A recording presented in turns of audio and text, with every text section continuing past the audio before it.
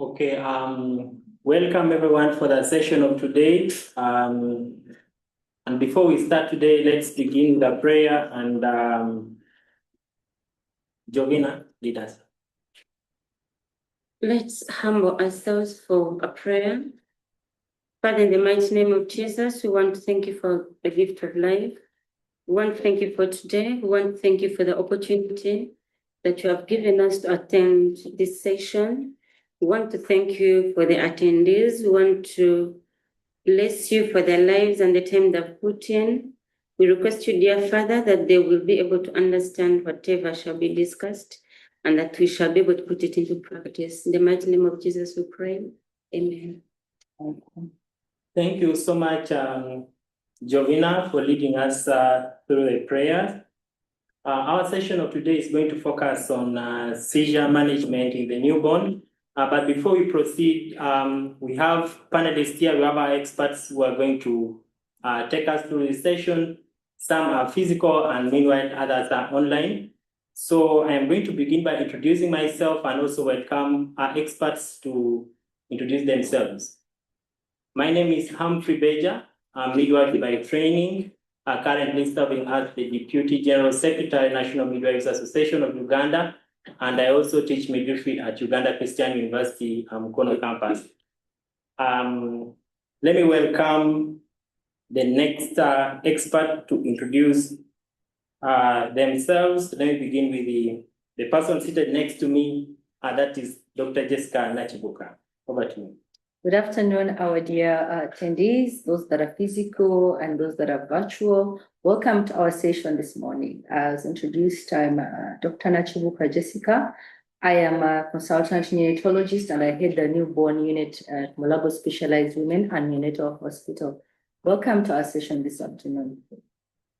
Thank you so much, Dr. Jessica, for that introduction. Let me welcome Jovina to introduce herself. Thank you very much, dear viewers. I'm Jovina, Second Lieutenant Jovina Natuzima. I work with the UPDF National Referral Hospital. I'm a senior nursing officer, a health educator, and a PhD fellow. We shall learn a lot today. Thank you.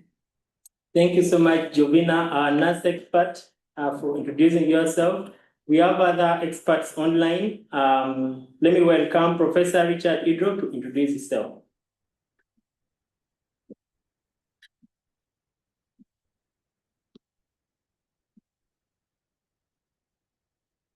Hi, everyone. Good afternoon. It's a pleasure being with you. I'm Richard Idro, a pediatrician, formerly a consultant pediatrician with Mulago, but now teaching Makerere University as an associate professor of pediatrics.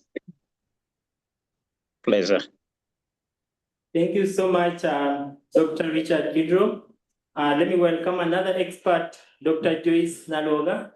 Over to you.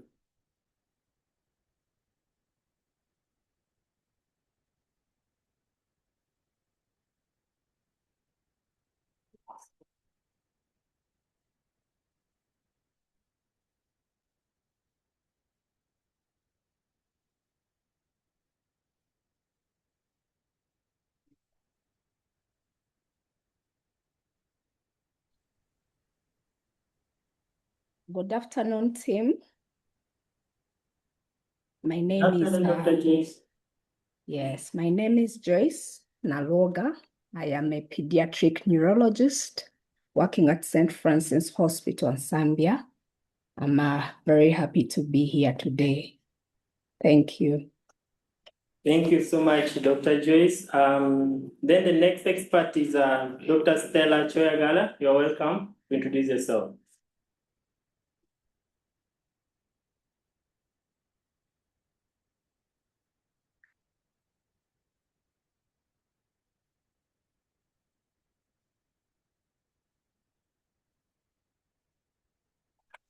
Good afternoon, everyone. I'm Dr. Stella Choyagala. I'm a pediatrician, neonatal fellow, and I'm the head of the newborn unit at Timbara. I'm happy to be here, and you're all welcome.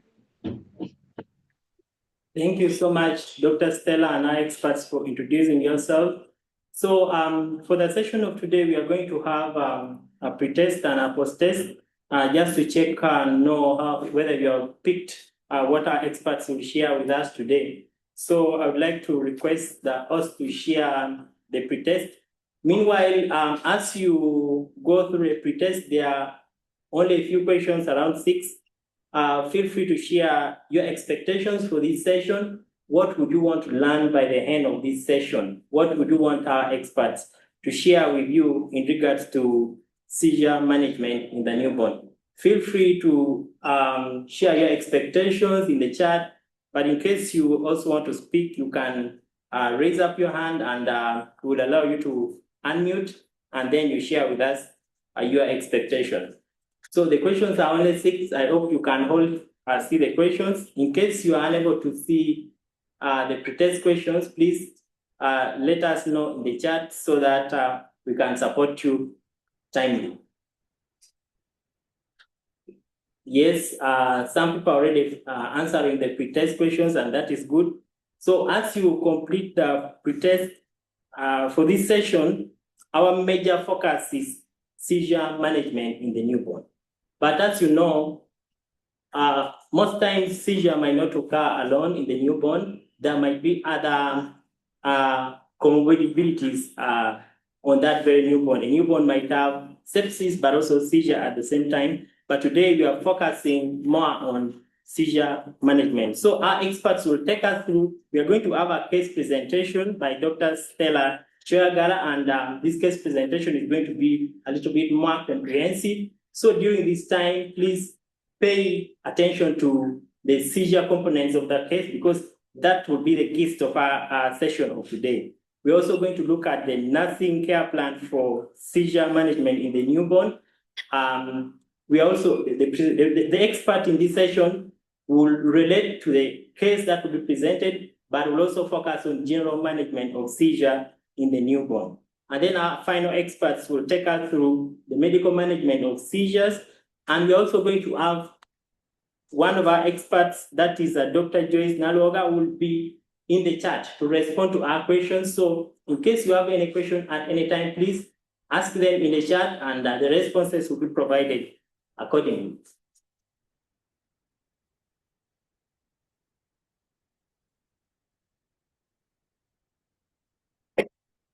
So our time is almost getting up for the pre-test.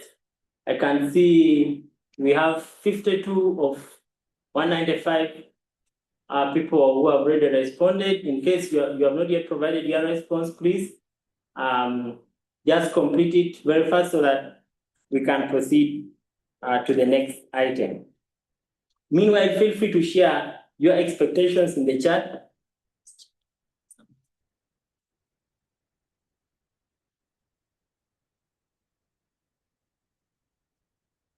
And if you would like to share verbally, please raise up your hand so that we can give you a chance.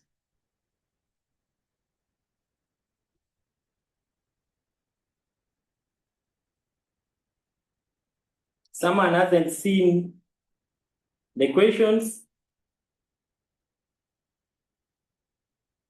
Kindly confirm if you have all seen the questions. If you have seen the question, just say yes, yes. If you have not seen, just type no in the chat so that we can know. Anyone who has not seen the question, just type no. Okay, since we are not seeing any, we have seen 2 no's, majority yes. Majority have seen the questions, and I think we can proceed to our next section of our today's webinar. So, by the fact that most of you have answered the pre-test, again, we are going to have the post-test at the end of this session. So we are going to welcome our first expert, who is the case presenter, who is going to take us through the case we will be referring to during this webinar. Dr. Stella, you're welcome. Thank you so much, and thank you everyone who has logged on. You're welcome, and we are going to begin with a case. This is a baby of BJ, and I hope everyone can hear me well in case of any interruptions.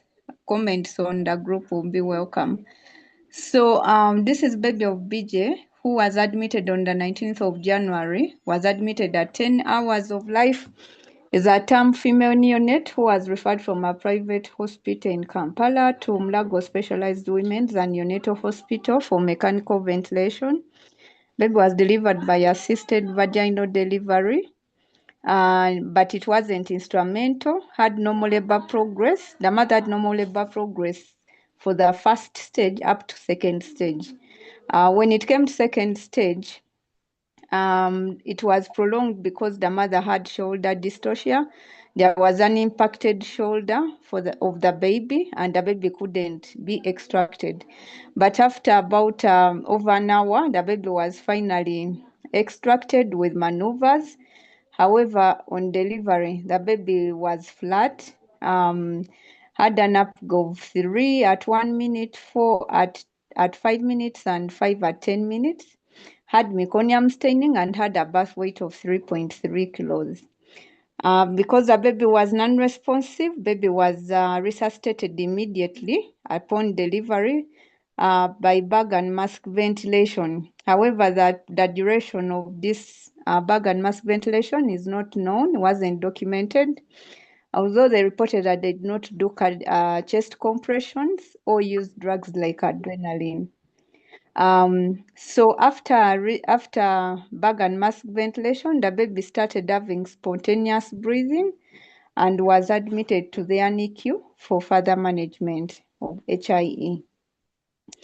Now, looking back at the mother's history, this is the second child. The first was born by SVD and was 3 years by that time. And so mother's pelvis was adequate. Mother is 28 years and she's an events manager, so she's always on the move and, very busy with all this party planning and organization. The father is 32 years old. He was in his third year of engineering at the time when the baby was born. Mother attended antenatal care with an obstetrician at the facility where they delivered. And she did 6 antenatal care. No risks were identified and the pregnancy progressed really well. And she was screened for torches, but the ones that they managed to check for was syphilis, hepatitis B, and HIV, and they were all negative. The others like toxo and rubella and CMV were not checked for. So the clinical progress at the referring site, after admission of the baby to the newborn unit, baby was given CPAP, antibiotics, and fluids, that is dextrose fluids, D10, and was monitored frequently. And during monitoring, the nurse realized that the baby got an initial episode of seizures just towards the second hour of life. Now, these seizures were tonic seizures. The baby would stiffen all the limbs, would start with the upper limbs and then stiffen also the lower limbs, and then would start hyperventilating, breathing so deeply and so fast while forming excretions and frothing at the mouth. And they were frequent. They were taking about 1 every 10 minutes. So baby was... of course, glucose was checked, it was normal, and then they gave the first loading dose of phenobarbital at 20 milligrams per kg. It was given slow IV. And then after the first dose, in about 30 minutes, it was seen that the baby continued to convulse, having the same pattern of seizures, although they were now less frequent, maybe like 1 in every 15 to 20 minutes. So a second loading dose of phenobarbital was given still at 20 milligrams per kilo, and it was given also as slow IV. Now, after about an hour after giving the second loading dose, the baby was seen to continue convulsing still. Although the stiffening and the force of the seizure was less severe than the first ones, this time she also added on abnormal gaze where the baby was looking onto one side and still was getting those excessive hyperventilation, breathing with difficulty during the seizures. And so the child was now given a loading dose of levetiracetam, which is an anticonvulsant that is commonly known as Keppra. And having given this third dose, they thought the seizures may be more complex and are likely to continue and require respiratory support with other drugs. So she was referred for further care and possible respiratory support. So upon reaching the referral site, the baby reached when they had stopped breathing. They were apneic. And so to start, before anything was done, bag and mask ventilation was done for 10 minutes. And then during that resuscitation, the heartbeat came back. It was above 100. There was no need to do chest compressions or give adrenaline. However, the baby just started gasping and failed to continuously breathe. And so was intubated and put on mechanical ventilation. And then our airway was now fully supported on mechanical ventilation. Shortly after putting the baby on mechanical ventilation, more seizures were seen, and these were involving eye deviation and now lip smacking. And the baby also would get low oxygen levels on mechanical vent, plus increase in the heartbeat. So these were also seen as seizures, and we had to start midazolam infusion, and this was given by a syringe pump. So now after stabilization, baby was fully assessed. After protecting her airway, we reassessed and did a complete assessment of the baby. Baby was very sick on general examination, had no pallor, no jaundice, was having a normal temperature 36.4. The pulse was normal 124, was now saturating well at 100% on mechanical ventilation, and the blood sugar was normal. In the CNS, baby was floppy, was comatose, and was all extended out. And we classified this baby as having a Thompson score of 20. We shall look at the details of how the Thompson score came to 20, and had absent primitive reflexes. And then respiratory system was on mechanical vent, but even on the vent was having only 3 gasps a minute, and the rest of the breaths were given. We had bilateral co-crepitations, and then CVS pulse rate was 102 to 124, which was relatively low, but normal for a baby with severe birth asphyxia. And baby was not in shock. There were no signs of shock, and heart sounds were normal. Abdomen, it was of normal fullness.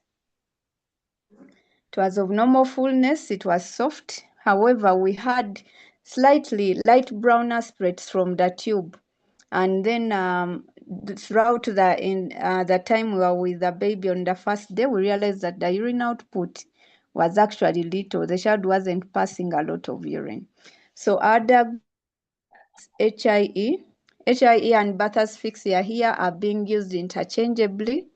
So HIE grade 3, then early onset neonatal sepsis, and we thought likely meningitis, given that the child was having serious CNS symptoms, and then acute kidney injury, and then what we call persistent pulmonary hypertension of the newborn because of the meconium they were born through, and a wet chest. So these are the details of the Thompson score. When the slides are shared, you will have a detailed look and understanding of the Thompson score, so that you can keep practicing it. It can be done at any facility, even a health center 3, to help you guide on whether you have severe birth asphyxia, severe HIE, or moderate or mild HIE. So where there are red dots is where our patient scored 4 tone.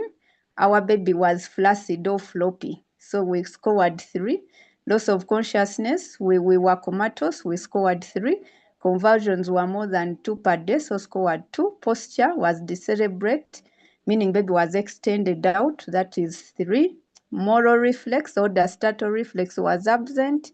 The grasp was absent, the suck was absent, respiration had failed to breathe, so we were on mechanical vent or we were apneic, and fontanelle was of normal fullness. So that's how we came to a score of 20, which is severe HIE.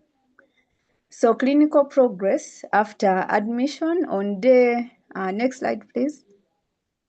On day 1 to 4, the major events, I'm now picking out the major issues. So the major events is that baby still continued to have episodes of desaturation on vent, which we thought were still partly seizures and secretions.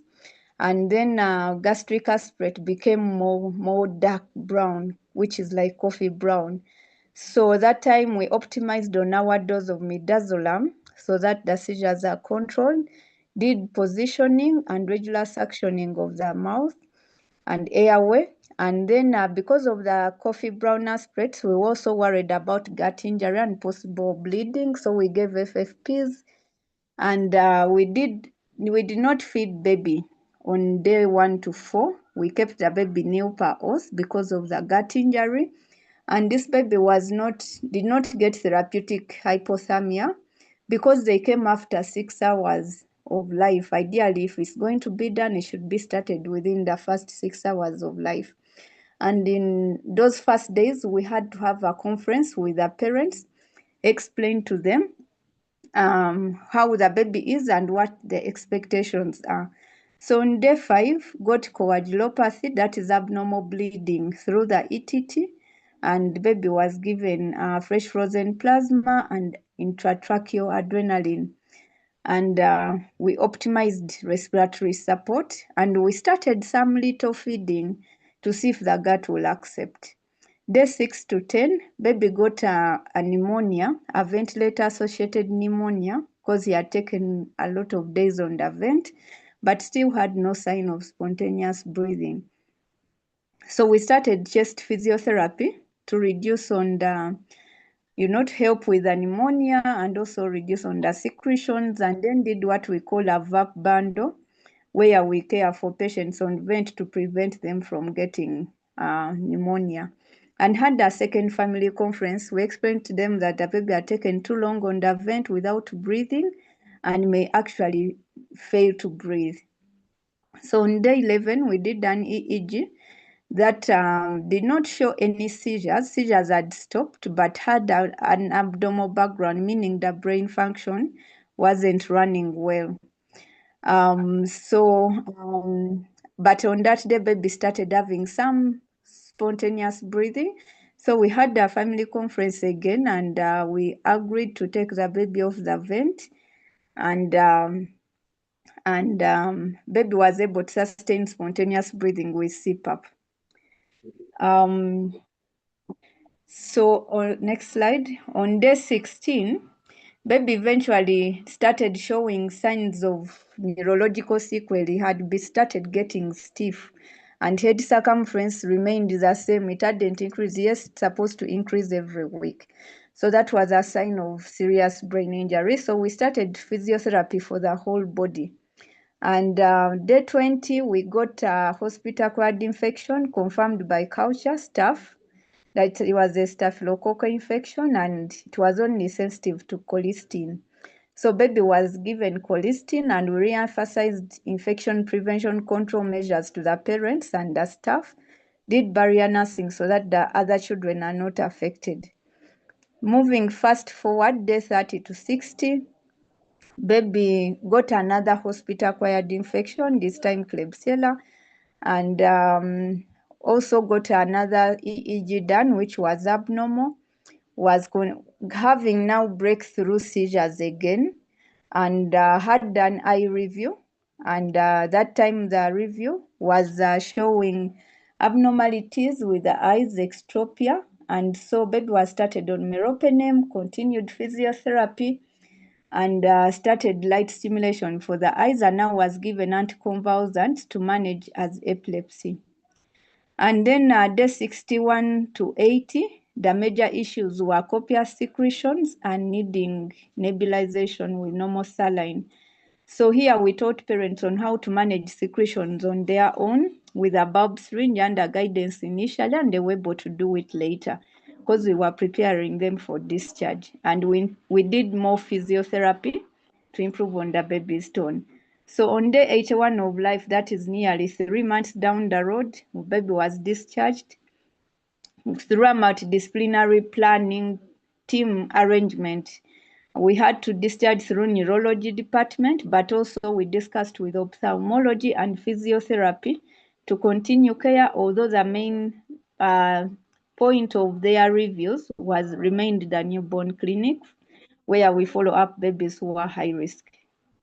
So this is just an image of the EEG that was done, one of the EEGs that was done with no seizures seen. And follow up on 11th of April, that was, on 23rd of April, 2 weeks after discharge, they came back for review, and baby was having painful muscle movements and twitches, was having signs of severe neurological sequelae, and these included the painful muscle movements and twitches, posturing, severe spasticity, and we were worried about hearing and vision impairment and was pending a hearing test. And the chest was having, it was wet, so we were also concerned about recurrent aspiration pneumonia. And baby was still on Keppra for epilepsy management. So the last visit was 28th of May. There were still the same issues. And this time round, also the major concern is that the parents were so, they were distressed at how the child was, and they didn't want the child to go through that pain anymore. Okay. Yeah. So the baby is still attending physiotherapy, neurology, and neonatology follow-up clinics, and is still alive up to now. Thank you. That is the end of the case. Thank you so much, Dr. Stella Chiagala, for the wonderful case presentation. Now that you have listened to the case, in case you have any question related to the case presented, please ask in the chat so that our chat expert can respond to it so that you are prepared for the next session. We are going to nursing care plan of seizure management in the newborn. And as you said before, some reference will be made to the case that has just been presented, but the nurse expert is going to tell us what exactly you as a nurse, a neonatal nurse, or a neonatal midwife you're supposed to do in management of such patients. Second Lieutenant Jovina Natusima, you're welcome. Thank you very much. Like they've said, I'm Second Lieutenant Jovina Natusima, once again taking us through the nursing care plan for neonatal seizures. I'm going to be general because I want the nurses to know the general management of neonatal seizures. As nurses, we need to know that every second of a neonatal seizure matters, and also need to keep in mind that the 72 hours of life are when the brain is most vulnerable and then also most capable of recovery. We have to keep that at the back of our minds.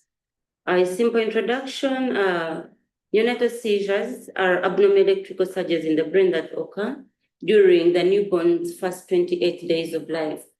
And they present in different ways. For example, there are subtle movements such as tearing, lip smacking, limb peddling, or sometimes it's generalized body shaking. Fortunately, these can be managed with medication, and they're usually triggered by oxygen deprivation, low glucose blood sugar levels, electrolyte imbalance, and any infections. We are going to the nursing care plan. As nurses, we know that our nursing care plan is a process. And in this process, we have the assessment, nursing diagnosis, the goal or the desired outcome, intervention, rationale, and evaluation. And in seizure management, a first assessment, the subjective assessment can be that the parent will come and tell you or report to you that the abnormal movements. And then when you're reported to as a nurse, you go and do an objective assessment and you realize there is lip smacking, eye deviation, bicycling limbs. And when you do your vitals, you get a drop in oxygen saturation, where the SpO2 can drop below 90%. And you also observe that the baby has irregular breathing or the baby is apneic. So announcing diagnosis in this case will be a risk for ineffective airway clearance related to neuromuscular dysfunction, altered consciousness, and excessive secretions during the seizure activity. And our desired outcome, short term, we shall expect the neonate to maintain a patent airway and normal oxygenation during all seizure episodes. But long term, we want to see that the neonate remains free of aspiration, pneumonia throughout the time of hospitalization. What is our intervention depending in accordance to this nursing diagnosis? One, we have to position the neonate in a side-lying position with a head slightly extended. And the rationale for the side-lying position is it allows the secretions to drain naturally, and the extending of the head prevents the tongue from obstructing the airway. Our next intervention is maintain functional suction equipment and oxygen at the bedside. This is important because immediate availability of the safety equipment prevents prolonged hypoxia. Then our next intervention is the nurse should clear secretions from the mouth, nose, and this should be done gently if it's required. This is because suctioning removes blocking secretions, but it also must be done gently to avoid vagal stimulation. And after all this intervention and this rationale, on evaluation, we must see that the airway should be clear. Our next point is on assessment. We need to monitor for altered levels of consciousness of this neonate. That is the baby lethargic, is the baby in coma.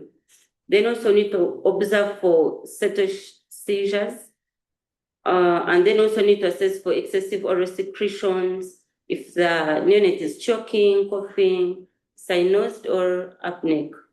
And then also need to assess for coordinated suck and swallow reflex before introducing the oral intake. So announcing diagnosis is risk for aspiration related to an underdeveloped or depressed gag reflex, impaired swallowing mechanism, and excessive oral secretions related to the active neonatal seizure activity and postical depression. What is our goal after this assessment? Our goal is to make sure that the neonate will maintain a patent airway and remain completely free from signs of aspiration. That is, the lungs should be clear. We should have clear lung sound, stable respiratory rate, and absence of cyanosis. This baby should not be cyanosed throughout the seizure and the postical period. That's the period that the baby is in hospital. So what are our nursing interventions to achieve this goal? One, place the neonate. Like I said before, we need to place this neonate in a side-lying position with a head slightly extended. This allows secretions to drain outwards from the mouth instead of pulling inside the pharynx. Then the next intervention is we need to suction the mouth and the pharynx, like I mentioned before. Then we also need to maintain a strict nil per hour status. Don't need to feed these patients during and immediately following all seizure episodes. We maintain the nil per hour status because feeding a neurologically depressed infant guarantees an inability to protect the airway. We are risking these babies for aspiration. So that's why we have to maintain the NIPA status. On evaluation, the airway will remain clear, and then the lung field stayed clear too on auscultation bilaterally, and respiratory rate remained stable. It was between 30 to 60 breaths per minute, and there's no choking, no aspiration-related hypoxia. Next is we shall also, the nurse should also assess muscle contractions, rigid posturing, or limb or erratic limb movements. And diagnostically, the findings will have showed abnormal electrical activity, which is usually confirmed after doing an EEG. An unanswering diagnosis from the assessment is risk for injury related to involuntary physical movements, altered conscious levels, and environmental hazards. Our desired outcome is that the neonate should remain free of skin tears, bruising, trauma, or trauma during seizure events. And the nursing intervention here is, as a nurse, you can pad inside the walls of the incubator or the crib, and then you make sure you raise the crib rails also to avoid the baby from falling, the neonate from falling. Then it's also important to remove all sharp, hard, or loose objects from the immediate environment of the neonate. And the rationale for this is that eliminating all hazards prevents accidental traumas. Another nursing intervention would be you're not allowed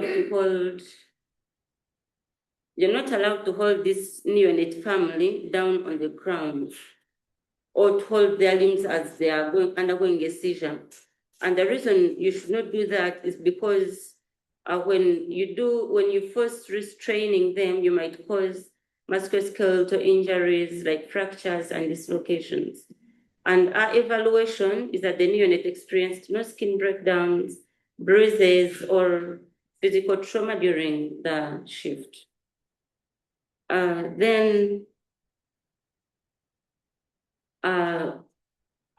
Next, the nurse can assess for prolonged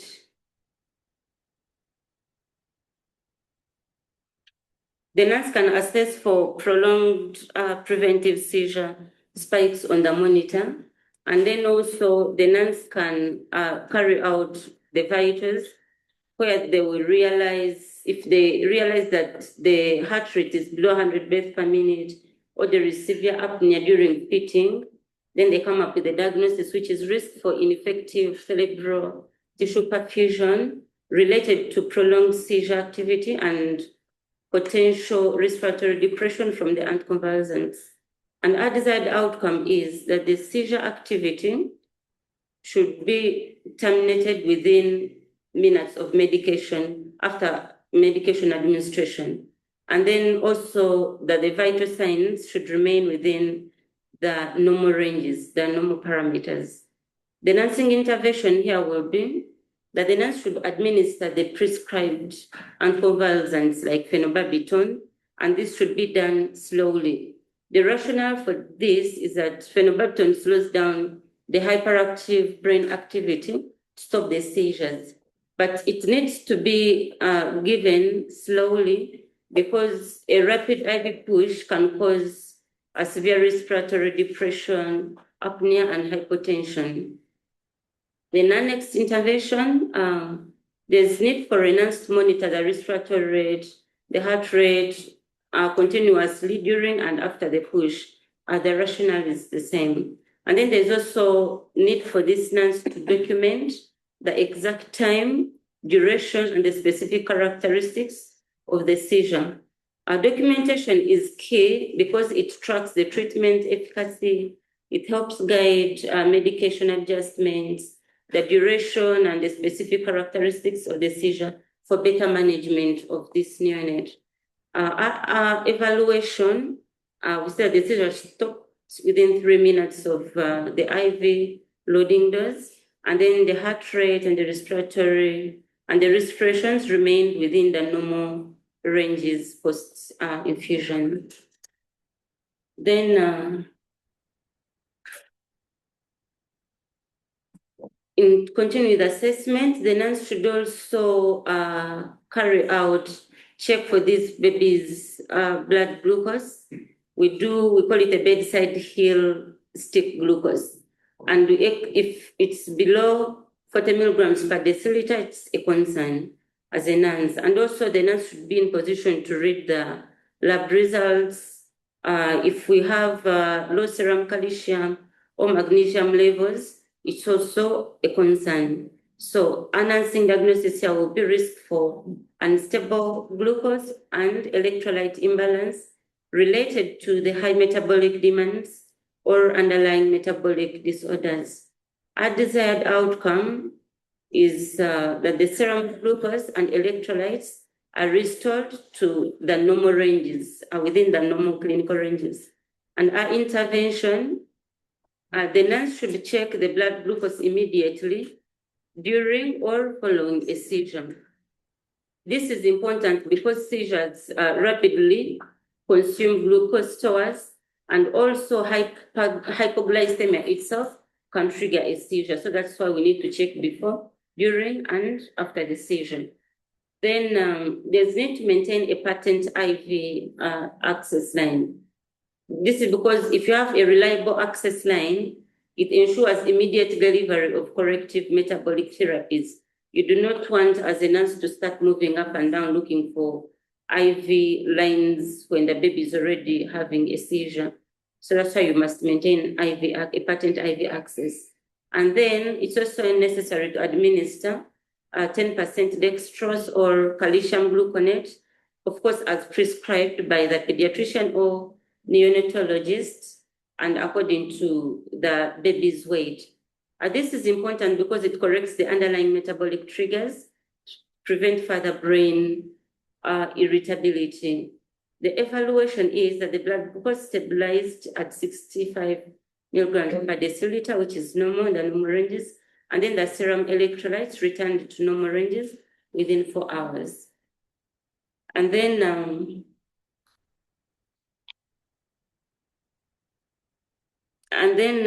the other assessment as a nurse should be, it is usually subjective, where you will see parents verbalizing that they're anxious. These parents will come and complain, I'm worried about my child, I'm worried about my baby. So that's subjective. And then objectively, you as the nurse will monitor, maybe these parents are somewhere in the corner crying, making scary phone calls to their relatives, and they are asking very many questions about the well-being of their neonate, the well-being of the baby. And then they also express lack of understanding about NICU and everything. That is if their babies are in a NICU environment. So enhancing diagnosis is parental anxiety related to the life-threatening nature of the illness and unfamiliarity with the intensive care environment. Our desired outcome is that parents should verbalize a reduction in anxiety levels, and then that they should also demonstrate an understanding of the basic monitor alarms from the NICU. In our intervention, as a nurse, you should be able to explain to the parents or the caretakers about the NICU environment, about the EEG leads, about the medications to these parents. And the rationale is that when, as a nurse, you explain to these parents using a jargon-free language, they will understand, and it will lower their fears, and they will get calm. Then another nursing intervention, you need to provide a quiet space and encourage parents to touch or speak to these small ones. And the rationale is that this physical touch will promote bonding between the parent and the neonate, and it relieves the parents of those fears, and the feelings of helplessness. Another intervention is that you need to teach, as a nurse, you need to teach parents how to recognize these seizures, because there are times they'll be on the bedside and a seizure starts. So it's important to teach them what a seizure is, so they can easily monitor even when they are out of hospital. This education, the rationale is that education empowers these parents and it builds confidence for safe care of these neonates back at home. And evaluation is that parents verbalize feeling less anxious, and that parents correctly identified the purpose of the pulse oximeter, and then parents also accurately describe subtle seizure signs.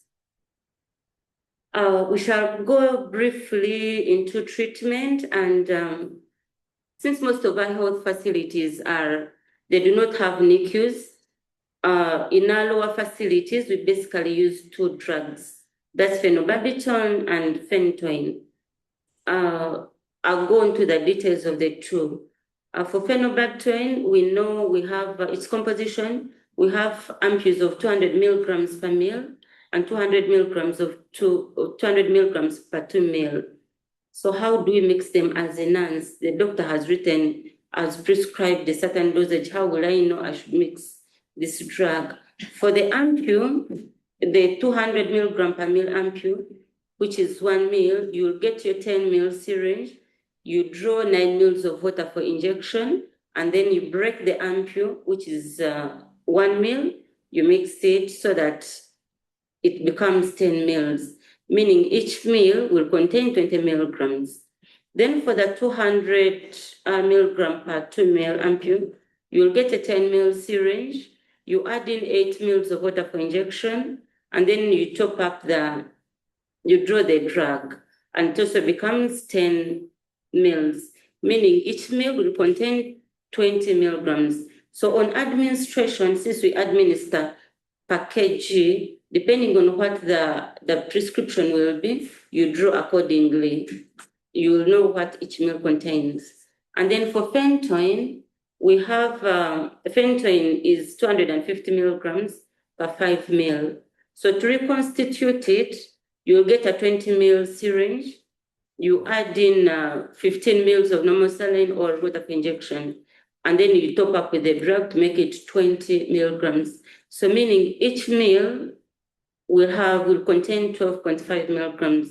Since it's also administered per kg, depending on what the prescription will be, you administer that.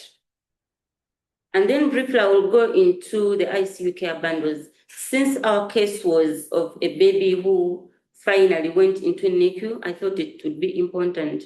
And ICU care bundles are basically a set of evidence-based interventions, and when performed together and consistently, they protect or prevent the patient, they improve the patient outcomes more or better than when it's an individual intervention carried out.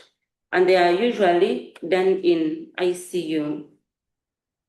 Other common care bundles that we have are, the first one is what we call the VAP bundles, that is the ventilator-associated pneumonia care bundles. It's just a few interventions. For example, one, as a nurse, you have to know that you need to elevate the head of the bed at an angle of 30 to 45 degrees. This is basically to prevent the baby from aspiration. And then there's also a need to try weaning off this baby or this neonate from a ventilator. We do it intermittently. This is because you need to wean off this neonate of the vent intermittently to prevent them from getting ventilator dependent. Then we also need to do peptic ulcer disease prophylaxis, deep vein thrombosis prophylaxis, and then we also must carry out daily oral care with chlorhexidine. We do not want infections to go down there. Then our next care bundle is the catheter-associated urinary tract infection bundle. We all know that the babies on a vent will have catheters, so we must have those interventions to prevent infection. Number one, you need to insert catheters only when it's indicated, when it's necessary. Then during the process of insertion, you must make sure it's an aseptic technique. And then it's also important to keep a closed drainage system. And as the catheter is in, make sure that the drainage bag is below the bladder level. You do not put it above the baby's head, or it must be below the bladder level. And then there's also need for daily review of the catheters to assess if they should be removed, for early removal of these catheters, because we want to try as much as possible to avoid infections. Then the other common bundle are the sun babies on ventilators with central lines. So we want to prevent central line infections.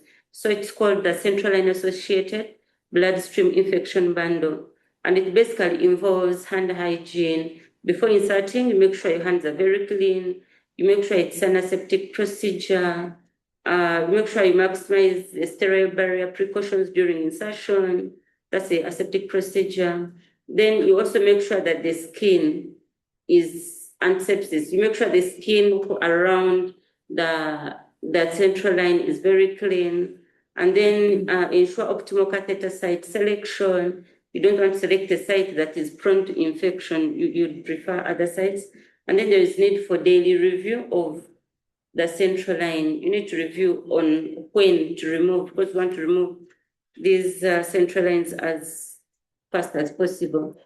And then lastly, we want to look at the sepsis bundle. We want to prevent infection from these babies, since infection is one of the causes of the neonatal seizures. So how do we do this? We have to keep monitoring or measuring the serum lactate, and then it's also necessary to obtain blood cultures before administering antibiotics. That is, if that does not delay treatment. And then it's also advisable to administer broad-spectrum antibiotics promptly. Then there's need to give IV fluids for hypotension or for elevated lactate. And it's also important to use vasopressors. That is, if hypotension persists after fluid resuscitation, to maintain the adequate mean arterial pressure, or MAP. Thank you very much. That is an nursing care plan for neonatal seizures, both in NICU and outside NICU. Thank you very much. Thank you so much, our nurse expert, Second Lieutenant Jovina Natusima, for the wonderful presentation on nursing care plan of seizure management in the newborn. This is just the beginning of our presentation on management, and we have other experts going to continue with the management component. So in case there are any questions, please don't hesitate to ask in the chat. Our chat expert is answering the questions there, and you can also read the responses provided for other questions in the chat. Those who are putting their registration numbers in the chat, please, let's leave the chat for questions and answers only. The link for you to be able to claim for your CPD will be shared at the end of this webinar. So let's just ask questions where necessary. So I'm going to welcome our next expert to take us through seizure management in the newborn. She's going to continue, and that is Dr. Jessica Nachibuka. You're welcome. Thank you very much to our listeners. Thank you for logging in once again. I'll be happy to continue the discussion with the objectives below in mind. First of all, we'll define what seizures are, and specifically for the neonate, we will highlight what these common complications we see regarding the brain present as in our newborn. So I'm happy to start. Our objectives briefly, like I've mentioned, is to define the seizures, what the common causes are in our context, how are we able to differentiate a seizure from a non-seizure movement, or some literature calls it an abnormal movement, but one that is not a seizure. How can we approach seizures with the intention to treat them, prevent them, and avert future brain injury? And last but not least, I'll briefly touch on the current recommendations for treatment by the setting or context where each one of us belongs. You do not have to be in an ICU like the previous presentation from Dr. Stella on the baby that was referred to a national referral hospital that has an ICU that can give advanced care. We did see the mechanical ventilator at play. We did see a lot of advanced procedures, but we're trying to say where you are, be it a health center, or be it a regional referral hospital, you can start somewhere. The basic steps to start with, I'll be able to expound shortly. So when you look at neonatal seizures, it's merely defined as abnormal electrical activity in the brain within the first 4 weeks of life. So that defines our neonate. That's where I'm going to focus my discussion. I'm not going to talk about the ones of infancy or childhood. We do appreciate seizures are a common neurological emergency in the neonatal period. As we've heard, it's a period when we can recover our brain or actually destroy that brain. And that will destroy the future of this child in future. The ability to learn, maybe to walk, maybe to talk, starts in the nursery, starts where they're born in the neonatal period. So we all have to bear in mind, they can recover, but at the same time, we can cause further injury besides what the cause has been. Like I said, those seizures of infancy and childhood oftentimes may be unexplained. There may be no identifiable cause. Whilst for newborns, we see or bear in mind there's always an etiology. We can try and tease that out, as I'll explain shortly. And also, the seizures in neonates tend to be focal in nature.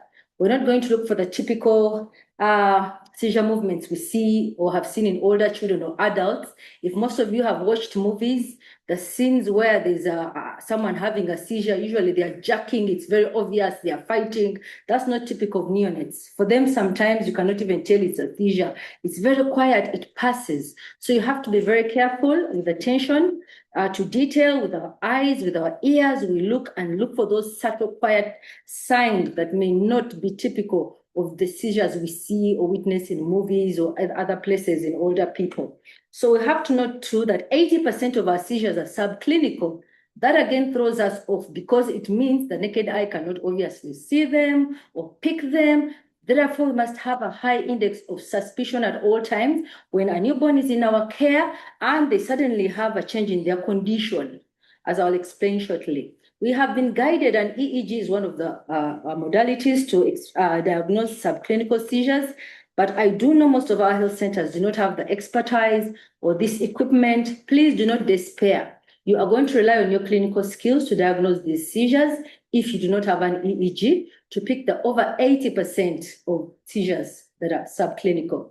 So as I've said, it's a difficult diagnosis to make in babies. They make so many movements.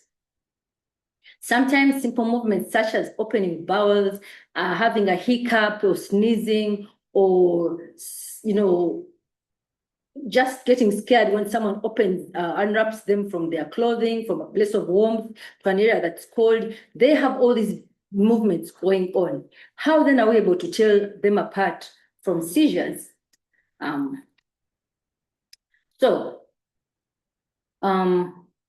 Symptoms of neonatal seizures may be like normal movements and sometimes normal behavior we see in healthy neonates. Therefore, it's difficult to tell the difference between these seizures and normal movements, like I've expounded. Normal natural activities like opening bowels can cause an abnormal movement. Neonates also sometimes may be awake or unconscious during a seizure. Abnormal non-seizure movements must be addressed also, even if they're not seizures, as we shall see as we go on. So I'll just a slide I've shared there on the causes of neonatal seizures. We did see the case that was presented was one of hypoxic ischemic encephalopathy, also known as birth asphyxia. We do see it takes a bigger share of the proportions that cause neonatal seizures. Very common in our setting, very common in our nursery, rather in our labor wards and theaters. It does impact a lot on what we see in our babies today, like the case that has been presented. It's at about 33% to 35%, can even be higher depending on the setting. Then equivocally, vascular causes such as an IVH or bleed in the head or a stroke and infectious causes, they do share equivocally around 25-28%. As you see the pie charts over there, that's the proportion of their contribution to causing neonatal seizures in our setting. And then other issues, as we see, the genetics, metabolic, and brain malformations also do take lead over there in settings that may differ from ours. But I know diagnostics may be a challenge to confirm them in our setting. They tend to be more diagnosed upstream in the developed countries where they have a higher investigative capacity, but doesn't mean they're not there in our setting. So the reference there is the International League Against Epilepsy classifying these seizures in units, and Dr. Idre will be able to explain that further on. So I'll not preempt his discussion. Just to go on to the next slide, again, on the same issue, I needed to tell you more when it comes to brain injury causing neonatal seizures. Always focus on HIE or birth asphyxia, as I've said, is the commonest cause. We do see that typically in a term baby who after 6 hours onwards to 8 hours and even to 24 hours will start to get seizures. Always suspect HIE in such a baby. When you do see a preterm, after over 72 hours, or even in the immediate when they've just been born and they're getting these abnormal movements, or a suspect an intraventricular hemorrhage for them, or a stroke in progress that could be from the arteries or the veins. And this may originate from the umbilical cord or from the placenta of the mom, even amniotic fluids. We do throw emboli. It's not only for the adults, and typically it's the preterms who may suffer that. So also what contributes to brain injury in our setting is bilirubin encephalopathy, also known as severe jaundice. We have seen those babies, especially the ones who may present before 24 hours. We call it pathological jaundice. These high-risk babies we can identify from the mom's booking bloods and identify the high-risk mom whose blood group is O or AB, or she has a rhesus negative blood group, which we call rhesus incompatibility. These are babies who are likely to have brain injury, especially in the first 24 hours. So very important to recognize them as we take histories. Next are the CNS infections that contribute to seizures. We have seen meningitis, encephalitis from viral causes, even bacterial, but also the torches. Our case, a mom had been screened for syphilis, hepatitis B, HIV, they were not there, but we did not screen for CMV or toxoplasmosis. These two do contribute a lot to forming calcifications in the brain, and these are babies who may get seizures. On to metabolic derangements, glucose, do not forget, is the commonest metabolic anomaly that can trigger a seizure. But in addition to that, be able to investigate your sodium levels, your calcium and magnesium, if it is possible in the setting where you are. But at least I hope every center has a glucometer where you can measure a bedside, blood sugar. At least that one, you can start somewhere and diagnose quickly if our baby has low sugar levels. On to inborn errors of metabolism. These again are rare, but that doesn't mean they're not there in our setting. Commonly, these are babies who present with seizures that are unresponsive to normal treatment or for whom there is no cause completely. And these inborn errors are some things that are inherent to babies because of familial or genetic predispositions. They too do exist in our setting. And the commonest one we have seen in our setting has been issues with protein or metabolism, protein or carbohydrate metabolism, what they call phenylketonuria, the hyperammonia conditions, where how do you detect it? There's a smell the baby may have, like it's ammonia or urine. Some of these syndromes are there, although we miss them. We do have the use of drugs in our community. Alcohol use is quite common. Opiates are here. There's morphine. We do even have pethidine. We do know some of our colleagues may even have access to pethidine. So sometimes when these babies are born and the mother has been using any of these drugs, their babies may present with seizures. So please do ask for a detailed social history from our mothers. Do not fear to ask some delicate questions. Otherwise, you may not get to be able to manage the baby. So brain malformations, we have mentioned iatrogenic causes. Air emboli may happen if we do our IV line access or cannula. That air bubble we introduce without trying to expel it before we give. That can introduce a cause for a neonatal seizure. Last but not least, we have the epilepsy syndromes we see in neonates. Commonly, these may be benign or genetic, or rather severe. And the benign ones are those babies who in the first week of life, they get a seizure that can be the kind of jerky movements and of extremities of the whole body. And later on, this can resolve by 2 weeks with normal outcomes. So these could tend to be normal familial tendencies, what we call benign familial epilepsy, and should not really worry us. If we see a baby who has behaved that way, we may think they have this in their family.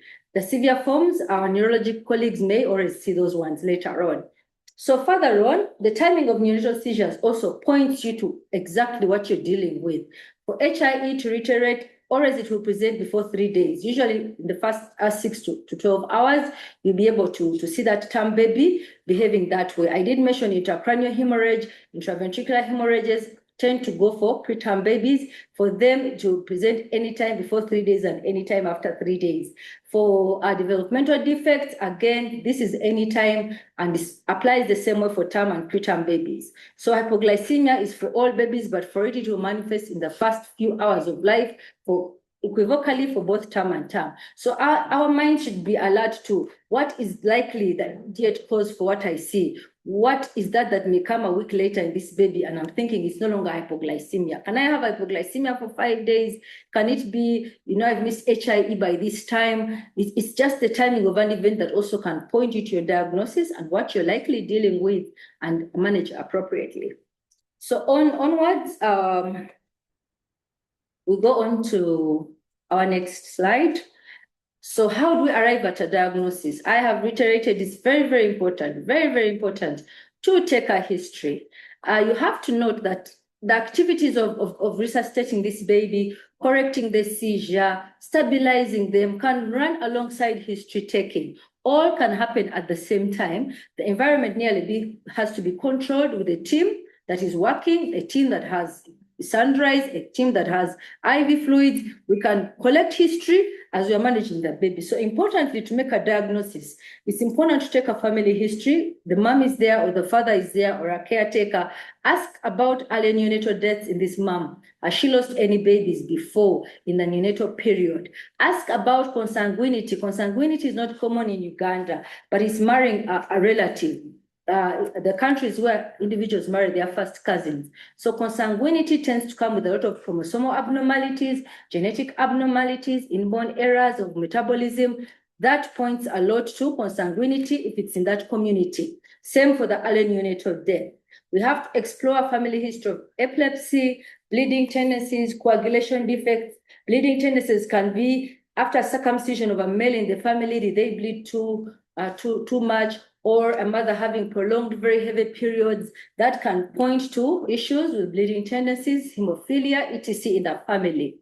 Back to the mother, I did mention substance use is very important. Any underlying medical conditions like diabetes, all this can contribute to seizure going on in the baby. Chorioamnionitis, we usually miss that, but membranes rupturing, drainage, having a UTI can all predispose this mother. For the pregnancy history, again, very important to screen them, pregnant women for the torches. Very important to pick the mother who has oligohydramnios, any mom who report increased fetal kicks in utero. Usually we're told this may point to a metabolic issue with the baby. At birth, the previous history we've been given from the case that was presented exhausts what we must elicit at birth.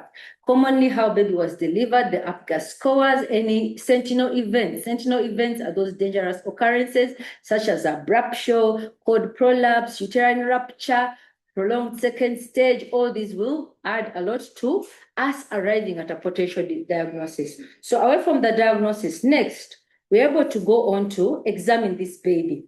And like I said, and for emphasis, we don't have to do one activity at a time. We can do all of these together in a package. As you're putting a cannula, you're looking out for this. As in putting the IV fluids or controlling the seizures, you are taking a history on the side. So it's possible. But above all, let us have the culture of being able to record or video record any seizure activities that we see. This is one of the ways we can share with other colleagues on the team, and even consult by sharing that video. Someone can see and know this is likely a seizure or it is not. So video recording is one of the examination tools we require for examining a baby who may have a seizure. Our examination is head to toe. This is to allow systematicity in approaching this baby. Head to toe, from the head, we measure the head circumference. Is it normal? Is it aligned with the body proportions? A microcephaly may indicate brain did not develop. Something is wrong with that brain. Is it because of a torch? Torches like rubella can cause a microcephaly. We do have viruses like Zika virus, they cause a microcephaly. Then babies with big heads that are not proportional to the body and length, also that can indicate, is there a mass, is there a tumor, is something going on in this baby's brain structurally. Look for dysmorphic features. Usually seizures are not innocent. Look out for syndromes. Look at this baby carefully, from their forehead, the hair distribution, the nose, the ears. Where is the mouth? What is in the mouth? Commonly, we've been alerted that midline abnormalities, such as a cleft palate, cleft lip, that distance between the eyebrows being very wide, all may point to a syndrome, and this suggests that there's a structure anomaly in the brain. So we must use our eyes carefully and see what we see. Look at the skin again for any signs of infection. Could be a blister, a pustule, a blood mark. Petechiae can suggest to syphilis. You can pick pustules suggestive of syphilis again. Jaundice is looking at you. Baby is yellow. Think again, are we dealing with kernicterus or acute bilirubin encephalopathy? The odors I've talked about for inborn errors of metabolism, certain smells a baby may have. These are suggestive usually. Discern the smell that may come from a pamper which is full, or there's stool, but there's a smell that people can pick and they say, oh, this smells like a mousy smell, or smells like cheese. The cheesy smell suggestive of some of those abnormalities. So when you go to the neurological exam, again, give it as much detail as possible. Remember, most of the neurological signs of brain injury or seizures are subtle. You will not see them. But look at this baby carefully. I will expound shortly what you should look for. But importantly, look at their level of mentation. Are they sleepy? Are they lethargic? Are they rousable? Do they turn when you touch them? Is their tone increased or reduced? Can they suck? How is their grasp of oral reflex? All these are bedside observations. You can see them with your eyes or touch the baby and see some of them. Don't forget to always examine the whole baby system by system, right from the head to toe. Means after looking at their face, go to their chest. In there is a heart. Listen for the heart. And now these are the doctor colleagues on the call. Be detailed in your examination of this baby. Pick out abnormal heart rhythms. Pick out any murmurs. Maybe a heart condition is responsible for what the baby looks like. Listen to that chest, see what's going on. Decide if they need airway support and how much do they need. Decide if you need to refer this baby if they need more. At the abdomen and the genitourinary tract, all will tell you a lot about this baby. So yes, examination is critical. So now coming down to the seizures themselves, the manifestations, like I've said, most of them are subtle. You will miss them easily. And what we call the subtle signs usually are what they call the automatisms. Automatisms are those motor seizures where you have to have a keen eye to look. The baby may stare at you. The eyes may move from one side to the other. The eyes may roll. The previous baby in our case had fixed upward gaze, was staring up ahead, not rolling their eyes. Or baby may blink rapidly or have chewing mouth movements, suck or lip smack, noisy parting of the lips. Babies may pedal or cycle their arms and legs. The way someone is bicycling, move one leg up and down. Also, any body part may twitch or a sudden cry in the baby, and this can be followed by abnormal movements. Part of the motor seizures, again, that we see categorically are those that are called tonic and those that are called clonic. Clonic are those jerking movements, repetitive coordinated movements, which can be on one side or both sides of the baby's extremities. These are the jerky movements. You're going to see a video where we shall appreciate them. And then with the tonic ones, we tend to see stiffening of the body or an extremity lasting for more than 3 seconds, or it also may involve the trunk. So sometimes seizures may be multifocal, which we call generalized, and these can present as jerking, posturing, or stiffening in the whole baby. Status epilepticus, again, we shall not speak about here, is when the seizures continue for more than 30 minutes, and usually these are unprovoked. That is what we call epilepsy. So for the next slide, we shall appreciate the video over there. It's a 1.5 minute video where we shall be able to see some of these movements I have spoken about clinically. So that's a seizure involving one limb. The baby is staring fixedly up. They're not moving their eyes. A seizure is going on when you see a baby looking like that, fixed upward gaze. If you carefully look at that mouth, the baby is having chewing mouth movements. They're not tongue thrusting, but something is going on with their mouth. Over there, you see the baby, the jerky movements of the legs or stiffening and tightening of those toes. A seizure is in progress. And you see, if someone tries to hold down the baby to stop it, it continues. That is typical of a seizure.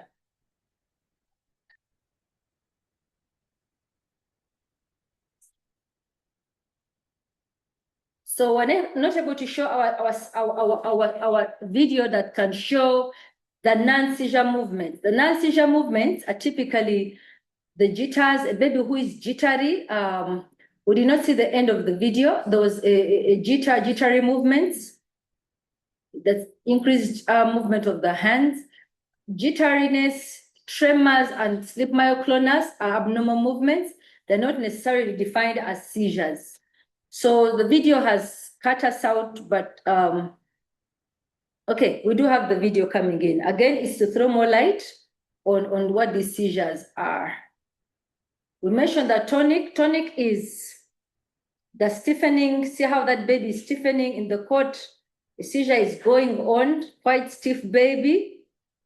And we cannot ignore that. You see that jerking of one of the upper limbs? That's now clonic. While down there is tonic. As we mentioned in the nursing care, we must safeguard the baby from falling down and hurting themselves further. We do see again for this baby that jerking of the lower extremity, and that's mostly on the right lower limb. It's a focal clonic seizure going on. We do see another baby with multiple focal clonic seizures. Now all the limbs are involved. Then the last baby, we're going to appreciate what they call jitteriness. Not this particular baby, but the next baby is going to demonstrate to us what they call jitteriness or jitters. These are not seizures. These are responses to this is being jittery. It's not a seizure. Commonly happens when a baby is opened or unwrapped and exposed.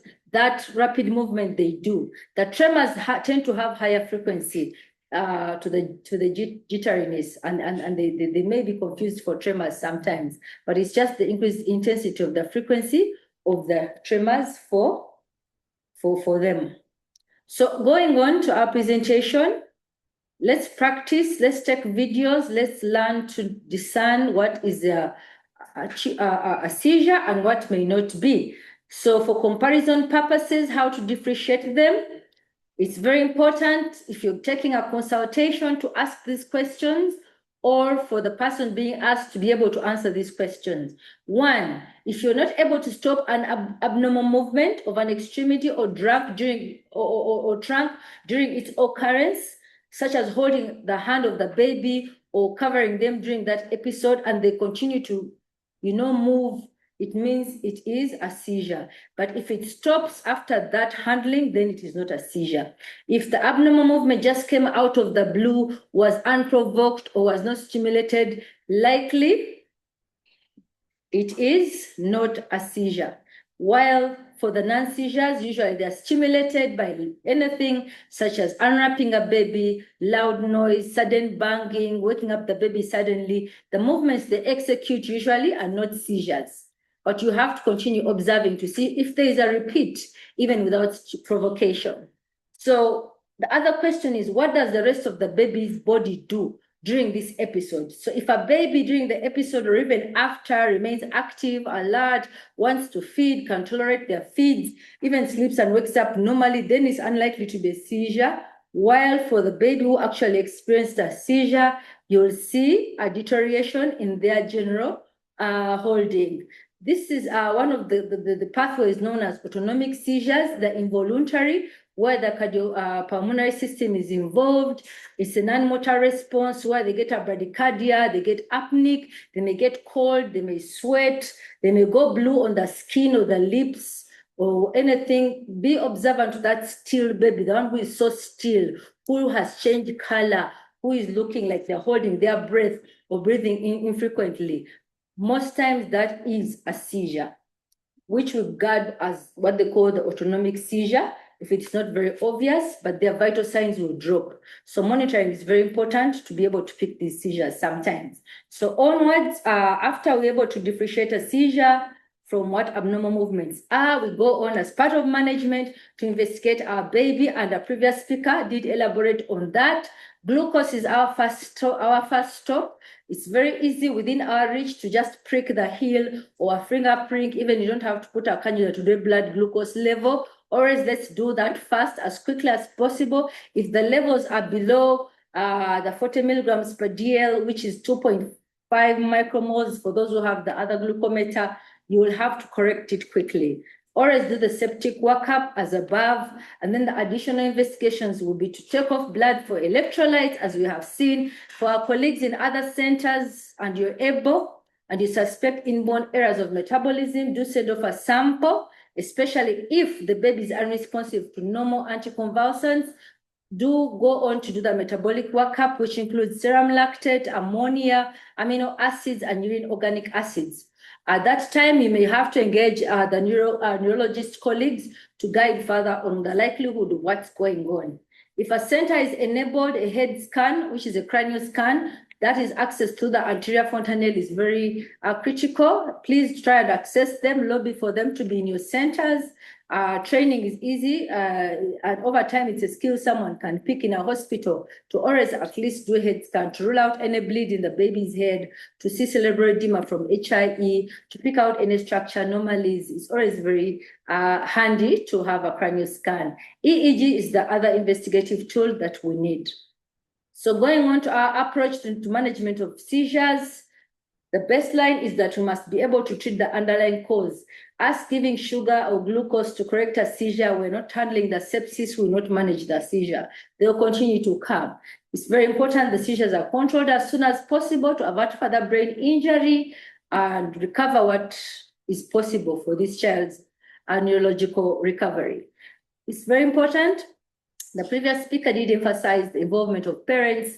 Please engage them all the way, update them on what's going on. It's not only enough to take history from them, but reassure them, allay their anxiety. So this protocol does appear in the Uganda clinical guidelines for the care of sick and small newborns. We can all access this from the Ministry of Health that recommends that the first line management for all neonatal seizures that have been witnessed is to do a random sugar, and if it's less than 2.5 micromoles per liter, we give a glucose bolus of 10% at 2 mils per kg, and we can continue with an infusion after that. If the seizures continue, our first line management for all seizures, regardless of the type, whether tonic, whether clonic, whether autonomic, is phenobarbital. We load at 20 milligrams per kg. We are allowed to repeat another dose if the seizures continue. 20, 30 minutes later, we can still give another phenobarb dose, and thereafter think of redirecting to a lesser dose if the seizures continue at 2.5 to 5 milligrams per kg once a day, IV or orally, till the seizures are controlled. The instances where they will continue, and usually these are the kind where there may be a familial history of epilepsy, what they call also what they call channelopathies, issues with sodium in there. Phenytoin 2 can do very well as a maintenance drug at the level where we're not able to give advanced care, like a mechanical ventilator in an ICU. So it is within our reach to be able to start to manage these babies. You don't have to cram this table. Take a screenshot, keep it in your phones. You already refer to it. The dosages are there. And the previous speaker, Sister Jovina, gave us how we dilute the drugs, how we give at what rate and infusion. So very important to consider referral to a center that is a level 3 or with a NICU for additional measures, as we did see the facility that referred our case that was presented. So further on, phenobarbital is over there, phenytoin is over there. We can skip that slide. The detail cannot be obtained in this presentation, but we do know at one point we have to discontinue the anticonvulsants. This may suffice if after 48 hours, baby is seizure-free and has been on only the maintenance dose, we may consider stopping the anti-seizure meds. Don't abruptly stop them just like that. Or as the rule of thumb is to stop one anticonvulsant first and then slide on to the next one, not both at the same time. All right, let's continue. So I would like to emphasize for our colleagues in the tertiary or level 3 NICU, the protocols there deviate a little. We do not give a phenobarbital like we did in the other centers because they do not have the ability to support the airway. Maybe with a ventilator, they do not have the skill set. We at the tertiary level do much more. After the 2 doses of phenobarbital, and that's in cases where also we have seen that the seizures have lasted more than 3 minutes, refractory to the phenobarbital, the seizures are recurrent, or baby has a cardiopulmonary compromise, bradycardia, apnea, they're desaturating. In these places, we encourage, we go on to the next line, which is midazolam. Midazolam has a CNS depression effect, and you know that baby then has to be in the vent. We see further down the line, you can go to lignocaine, on to pyridoxine. Pyridoxine is for the vitamin responsive seizures. Usually these are the ones with the inborn errors of metabolism. Our last line is Keppra or levetiracetam. Keppra, which evidence I know out there is now changing, can now become second line in the place of midazolam. We're yet to hear that evidence as we go along. But our last gun in the what is to reserve Keppra over there. It's a long word, levetiracetam. Let's not use it anyhow. Let us guard it because in the tertiary, it is our last line. And if we use it after that, we may not advance to another drug. So for the different contexts, health center 2, 3, 4, we can do something. We can measure glucose. We must have phenobarbital on the tray. We must have phenytoin on the tray. And then for the tertiary levels, you can ventilate, you can support this airway in an advanced manner. You can give inotropes. Please follow the protocol over there. So I want to thank my team and everyone here for listening. Those are my references. And please feel free to access content on the YouTube channels over there, put in neonatal seizures, but also the clinical protocols for managing small and sick newborns in Uganda. Was launched in 2023 for all of us medical personnel to access as long as we're caring for sick newborns. That book is available even as a hard copy, or rather as a soft copy for us to reference. So over there, you'll find dosages and other neonatal conditions that are common in our setting. Thank you very much for listening to me.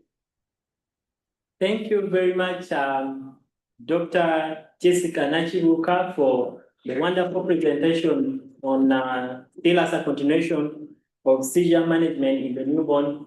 So we are going to welcome our next presenter, who is also going to continue with the management of seizures in the newborn, and that is Dr. Richard Idro.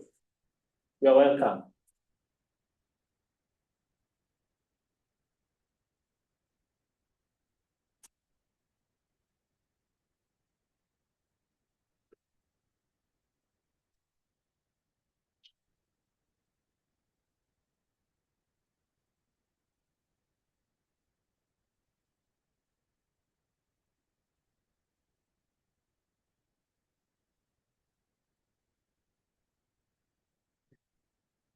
Dr. Richard Idro, could you try to unmute? In case you are unable to unmute, just let us know so that, okay, you're welcome. Thank you very much.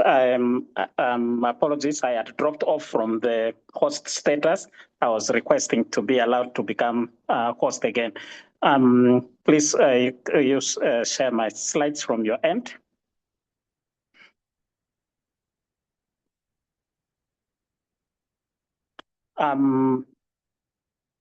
Colleagues, I'd like to thank the earlier presenters, the case presentation from Stella, the nursing expert, and now Dr. Jessica for outlining it. And really mine is to try to just emphasize what has been said. And I've picked just from lessons from our guidelines, lessons from the International League Against Epilepsy, and some experiences which we have had, including a study looking at neonatal seizures in neighboring Kenya. Once again, I'm Richard Idro. I work in Makerere University and Mulago Hospital here. Next slide. So recapping from where Dr. Nachibuka stopped, seizures in newborns are subtle things.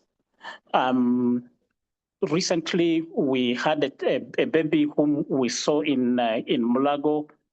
The parents just thought of some abnormal movements, but to tell them that actually this baby was having seizures, and for them to perceive this was quite difficult. And many health workers at the same time also miss these seizures. Dr. Nachibuka described in depth the different manifestations, right from the head going up to the toe. You may see lip smacking. You may see focal movements. You may see eye deviation, increased salivation, abnormal respiration, episodes of tachycardia, abnormal movements on the hand, whether they are focal jerks or cycling movements. You may see some babies just making cycling movements, or on the lower limbs, they may be like pedaling movements. These are critical for us, but also in very many of them, and especially the very ill neonates, after some duration of seizures, you may not see any clinical events, and these seizures can only then be recognized if one put them on EEG. So a keen eye is important in doing this. Next slide. Now, in a few years ago, we working in coastal Kenya, we conducted a study to try to understand what the common causes of neonatal seizures are. There is around a district hospital called Kilifi, which is just north of Mombasa. We looked at all admissions who came to this hospital and decided to identify only newborns, so babies less than or equal to 28 days, and then who either reported a history of seizures or during the admission had seizures observed during the admission period, and we only looked at people who were within this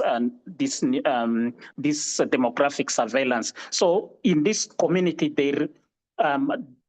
everybody is monitored, and they have their databases information in the hospital. Next slide. Yes. So the total pediatric admissions were just about 25,000, and of these, about 3,300 were of newborn babies. Now, slightly more than half of this came from outside the study area, and those within the study area were just the other half. And we decided to exclude readmissions with seizures, so that we were looking at incident, the first-time seizures in these newborns.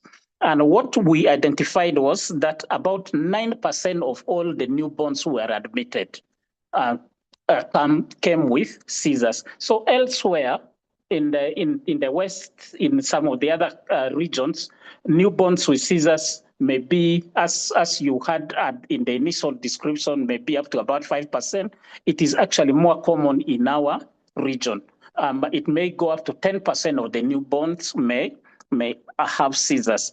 And some of these seizures may, about 6 to 7% of them, they come with it. The other 3 to 4% develop while they are in hospital. And this is good for the information purposes for those who are working in the neonatal units. Next slide. Now, so as indicated, I said about 9% of the babies came with seizures. When did these seizures occur? About 40, the majority of the seizures occurred in the early days of the neonatal period. So the first 48 hours, 46 out of the 143 seizures, the next 3 to 7 days, about 30, and then the remaining 66 occurred in days 28 to so those 8 to 28. So the late onset, if you were to equate it to whether early onset infections or late onset neonatal sepsis. But in the median, in this hospital, about each of the neonates who had seizures had about 3 episodes of these seizures. Next slide.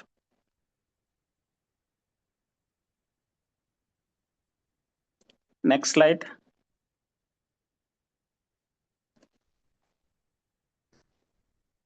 Go back one, I think you have, yes. So what were the common causes? You remember Dr. Nachibuka did share this a slide with that picture, that colored picture, where it is known around the world that the majority, maybe close to half, if not more, of the seizures in newborn babies is due to HIE, hypoxic ischemic encephalopathy, which has really been the focus of these sessions in the past month. So the same was true also in the in this center.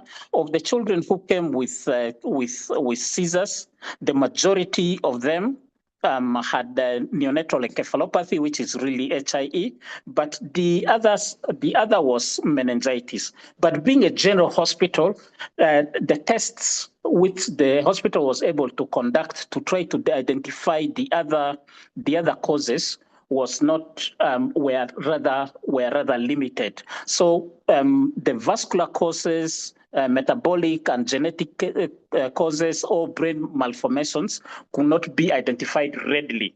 But depending on where one is, for example, now if for those who may be working, say around Kampala, who may be working in Naguru, there are many other things, and depending on the environment. For example, in very young mothers who may be staying in highly populated areas with a risky life, there's also drug use of substance abuses. So some of them may be withdrawing from substances.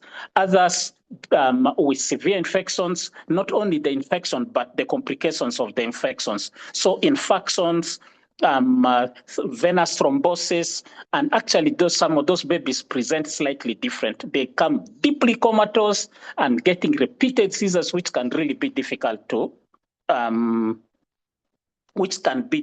difficult to control. Now, you see in this, with out of these 142 babies, we did lumbar punctures in all of them, and in 21 of them had meningitis, and of whom cultures grew in 9. Next slide. So in managing a newborn in these seizures, we have had the pleasure of listening to Jessica and our nurse expert, Second Lieutenant Wilder, and it was really presented very nicely about the important things. And it is the same everywhere for the newborn.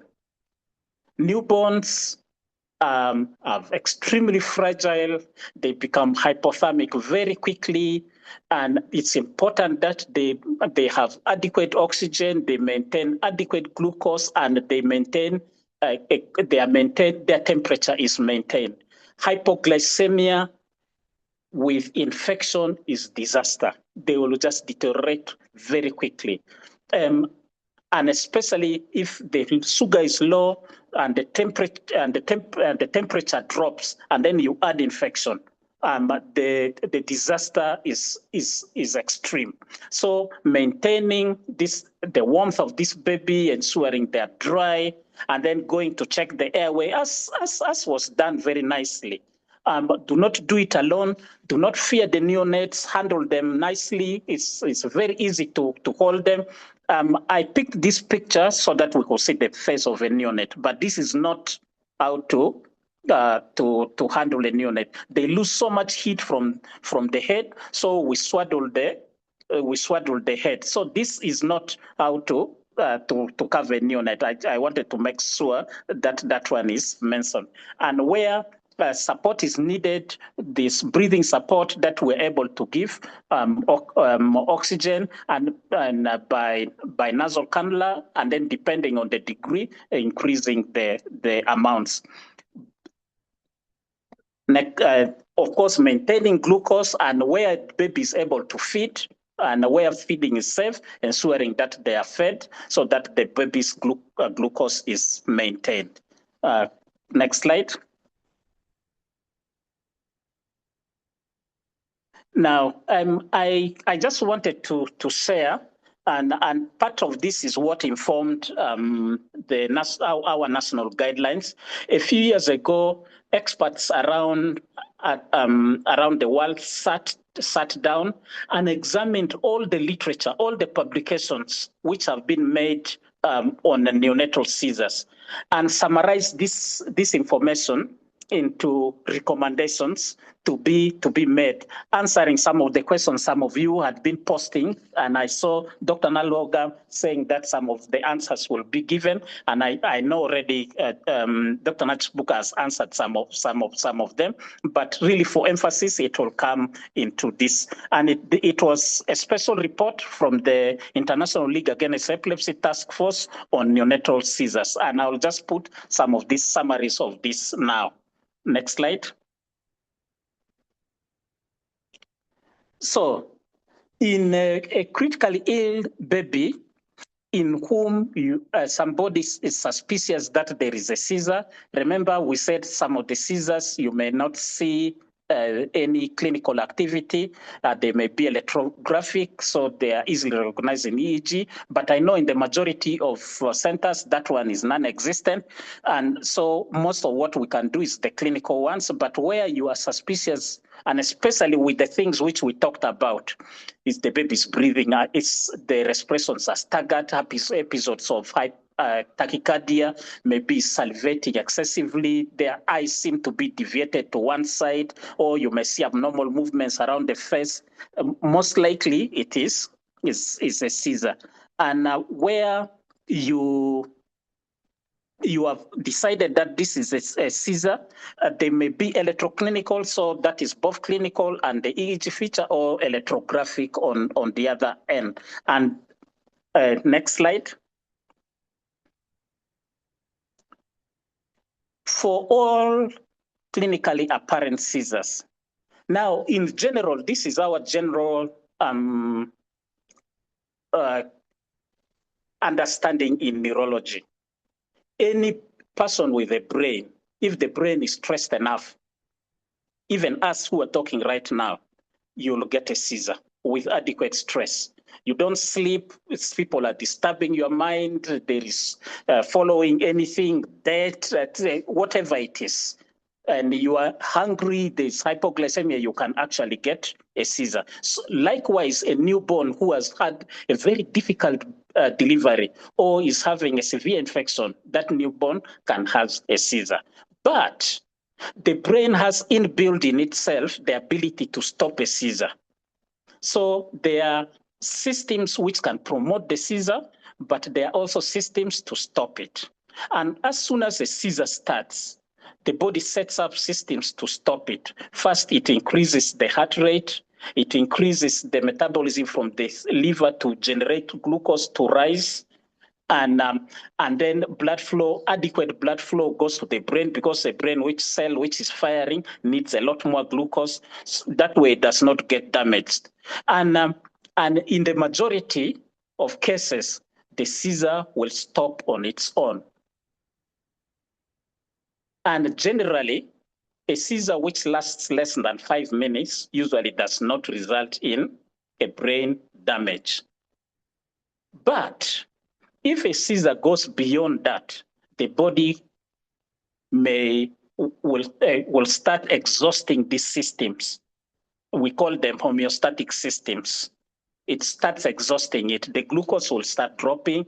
There's not enough fluid to take blood to that side. There's not enough oxygen. You are convulsing. There's not enough oxygen. It's one of the reasons why we put the babies who are having a seizure on oxygen.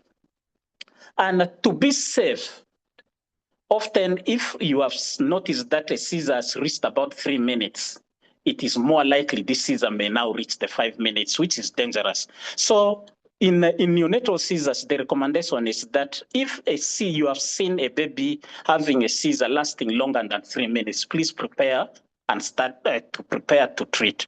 You need to call somebody so that there's somebody who is able to work with you and you prepare to treat this seizure. On the other hand, if a baby has been getting short seizures, several episodes, whether they are a minute or 30 seconds and has had 2-3 of them, then you actually treat that seizure. But where you suspect that this baby has an electrographic seizure, most likely that baby has had a seizure for a long time. So all those babies, you start them on treatment. Next slide. And yes, okay, yes. Now, the first thing, I had already talked about these homeostatic mechanisms. The things which stress the babies, the most common of them is hypoglycemia. So really one of our first actions will be to test the blood sugar. And if it is low, you correct it.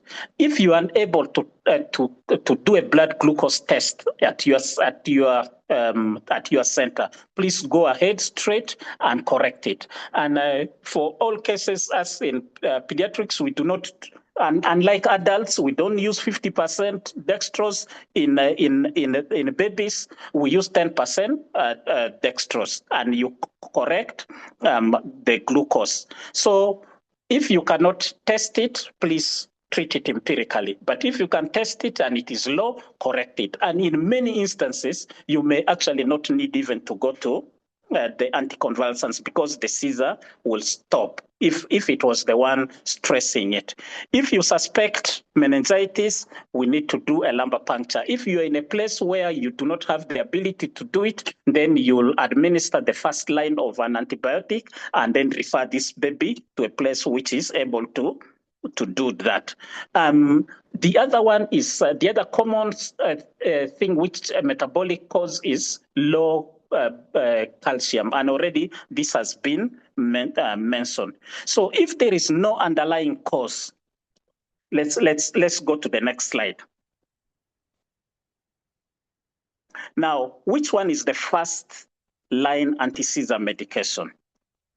Unlike the older child, where we use diazepam, where we use midazolam, in newborn babies, we do not start with diazepam. Our first line is phenobarbital, and there is a reason for this. As the brain develops, there is a protein in the brain through which the body acts to stop seizures. So phenobarbital and the drugs which are like it act on one half of that protein, and then other drugs like the benzodiazepine act on the other part. Now, in newborn babies, and more so in the prematures, that the component of where diazepam attaches to do its work sometimes is not readily mature. And in fact, what it can do is to do the opposite of what it is meant to do.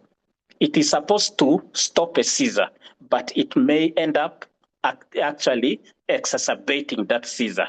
But the part where phenobarbital attaches is much more mature. It matures much earlier. So for this reason, as much as possible, our first line medication is phenobarbital. It's not the benzodiazepines. We do not use the benzodiazepines. And we give it as an IV dose. Already it has been described, 20 milligrams per kilo, as a slow infusion. We do not just push it as a bolus. You may suppress breathing. It is supposed to be given slowly.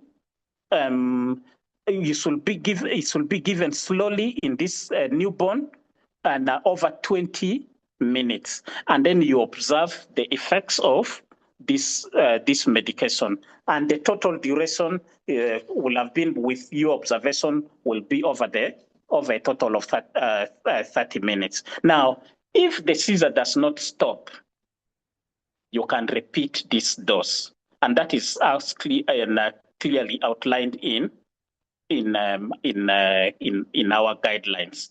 Although I know in some settings, especially in the lower units, sometimes people act safe and then give the second one. They may give 10 milligrams per kilo if there are any concerns. But you can safely repeat the dose, 20 milligrams per kilo, and using a slow infusion. Centers which have syringe pumps, of course, you can put a syringe pump. Where you do not have a syringe pump, you can put either in a burette or you sit and slowly administer it slowly. And it is for this reason that all centers which treat newborns should have IV phenobarbital. Please, if yours does not have, try to ensure that if you're handling newborns, that you have IV phenobarbital. Next slide. Now, if the neonate does not respond, now you have done even the second dose. You gave the first dose. The majority of neonates actually will respond to that first dose. The majority will respond to the first dose, and you will not need further doses. So you may maintain, we'll come to that, for the 48 to 72 hours, which already Dr. Nachibuka has said, and I'll give you the maintenance doses. But if it does not, then we have the next options, and the options are, in some places, there is IV phenytoin, which already our nurse specialists described how to mix and how to give. Although phenytoin, if the baby is critically ill, ideally we should be monitoring the heart, so that if you see arrhythmias, abnormal heartbeat, you may go with caution. Now, in the urban centers, and increasingly, levetiracetam is becoming more available. And for the benzodiazepine, now this is where we come for the benzodiazepine, and it is IV midazolam. Now, midazolam is less respiratory depressant compared to diazepam. And you will need to first give a treatment dose and then put on a continuous infusion. And the treatment dose IV is of 0.3 milligrams per kilo, and then you put a continuous infusion of that time until we are able to use until we're able to control the seizure. Next slide.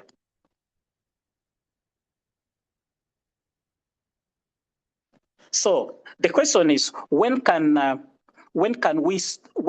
then stop? So if you gave the first dose of phenobarbital and the seizure stopped, and you do not have seizure recurrences, you can then maintain for 48 hours and certainly not more than 72 hours.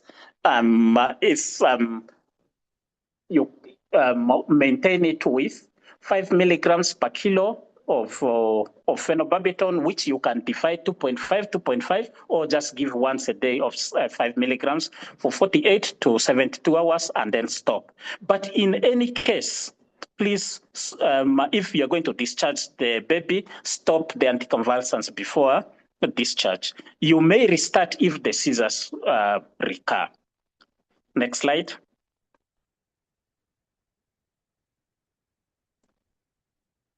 Can you stop abruptly? Of course, as I've mentioned, yes. If there are no seizures, you just give for the next 2 days, at most 3 days, and then stop.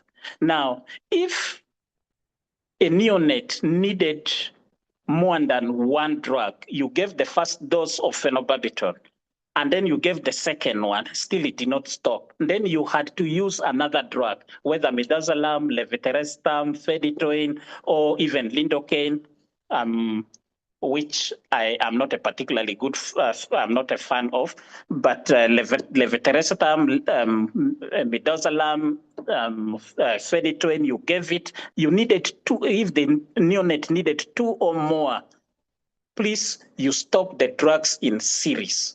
So you win off the second drug first, meanwhile maintaining phenobarbital. And if after you've taken off the first one, then again you can maintain the phenobarb for the 48 to 72 hours after taking off the second medicine. So do not stop all of them at the same time.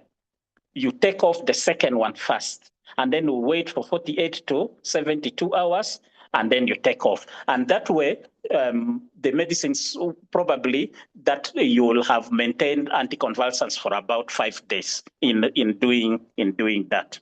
Next slide.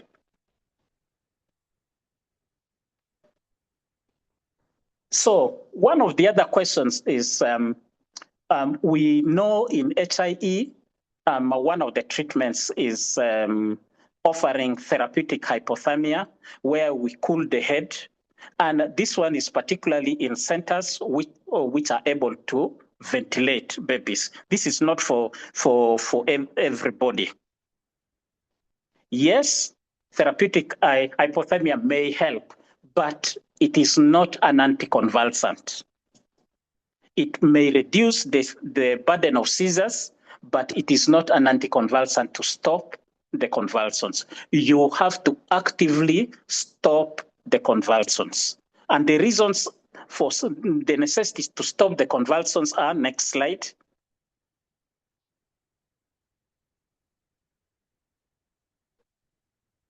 Having status epilepticus, that is prolonged seizures, 30 minutes or longer, impacts the baby in the long term. The baby may suffer brain injury. I already talked about what happens, and if I may recap. So in the first 5 minutes, the body is able to use its homeostatic mechanisms to stop the seizure. But not only to stop the seizure, but to ensure that there is adequate glucose, there is adequate, the heart rate increases, the stroke volume, the amount of blood which is pumped to go to the head increases, so that you're able to supply more oxygen, more glucose, and the neurons which are firing continuously do not suffocate. But if they are firing and they are not getting oxygen and they are not getting adequate glucose, they may damage themselves. They may damage themselves and die in the process. And what it means is that you will lose neurons. And loss of neurons is brain injury. And the consequences are many. Learning difficulties, long-term, spasticity, epilepsy. So any seizure which lasts long without being stopped is trouble and may impact the long-term outcomes of these babies. This is a baby who may not pass P7 if you have that kind of problem. So we need to adequately treat the seizures and stop. We should not be entertaining seizures in the newborn babies. So that way, we're able to reduce the risk of longer-term neurodevelopmental delays and even the risk of epilepsy. However, having said that, if a baby came with HIE and there are no seizures, there is no reason for us to give an anticonvulsant that this anticonvulsant will prevent epilepsy. No, do not give the anticonvulsants for the purposes of preventing future epilepsy. It is given to treat the disease, the seizures. Next slide.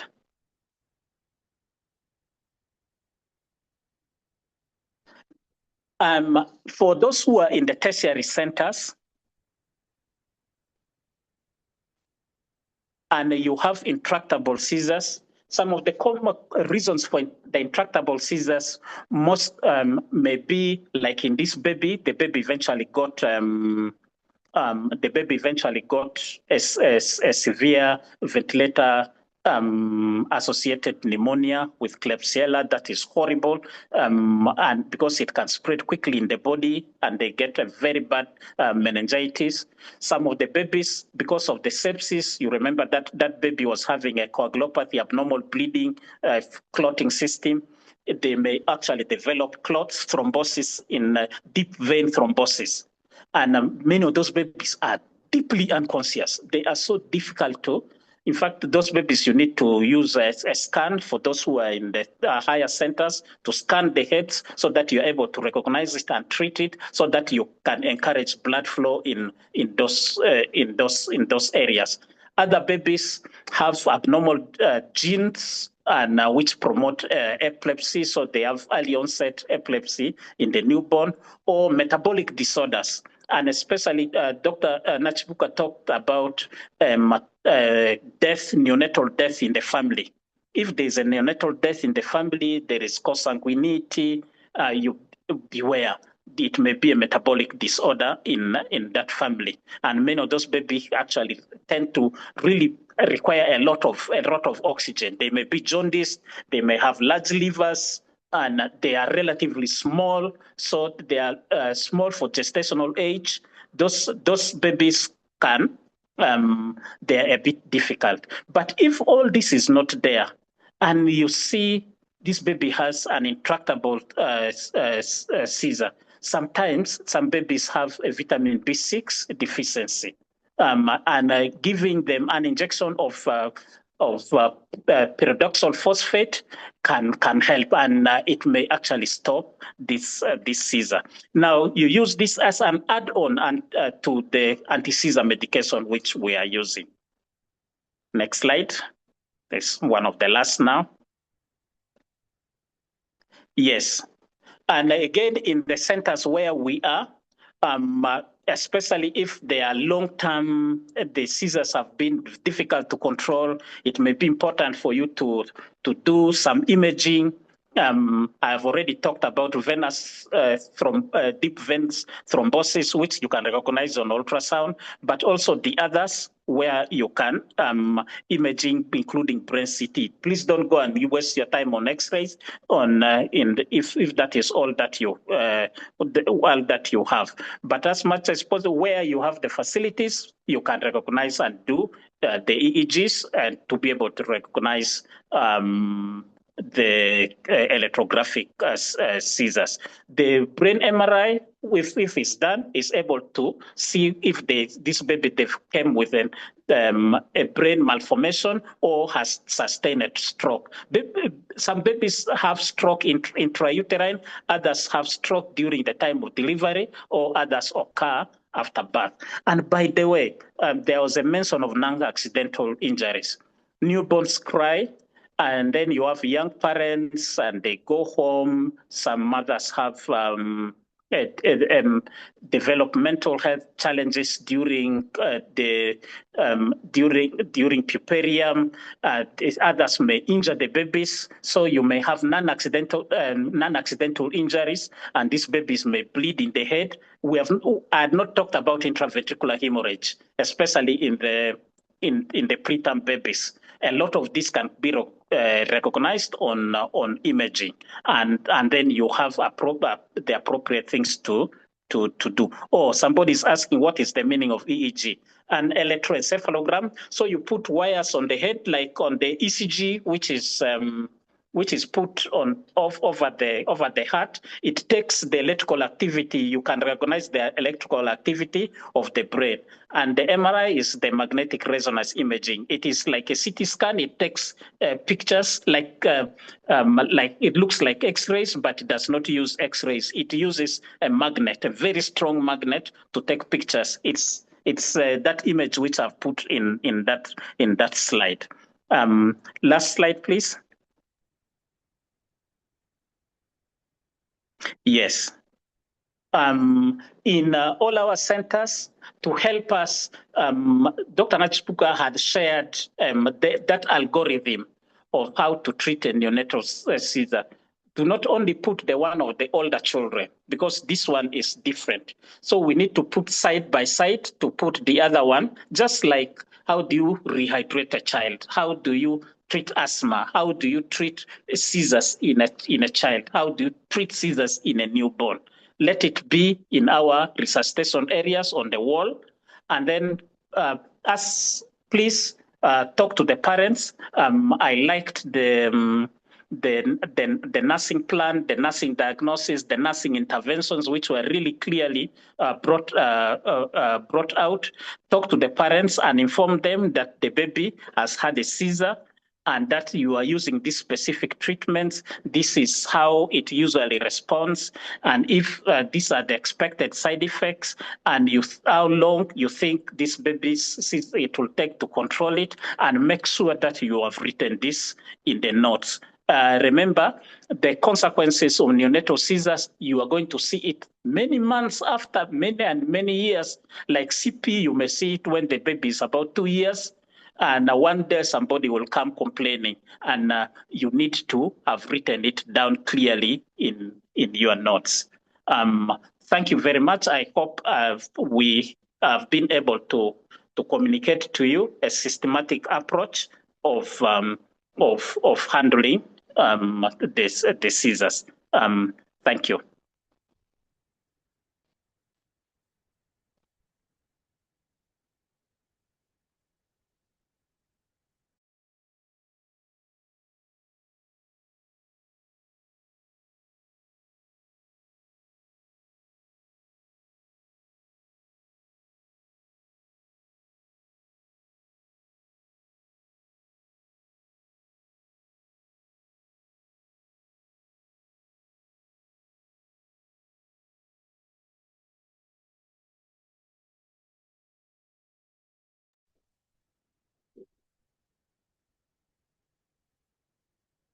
Thank you very much, Dr. Idro, for the wonderful presentation on management of neonatal seizures.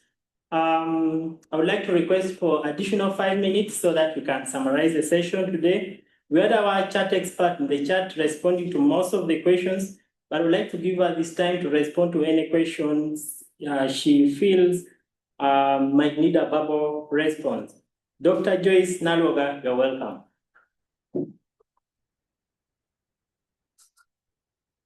So Thank you. Okay, you're welcome. Yes, please. Could you kindly repeat for me that question? There are quite a number still coming in through the question and answer chat box. And I want to thank the team for being so lively and engaging. I have typed my fingers off. You could help me point out the particular question that you were asking that needs a verbal response as I complete the other questions.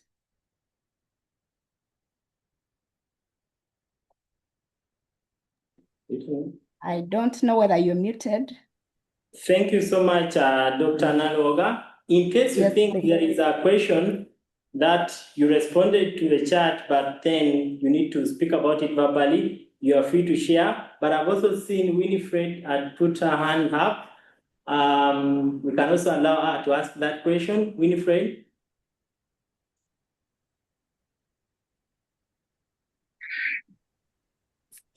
Good afternoon. Good afternoon. Thank you so much. Thank you for the presentation.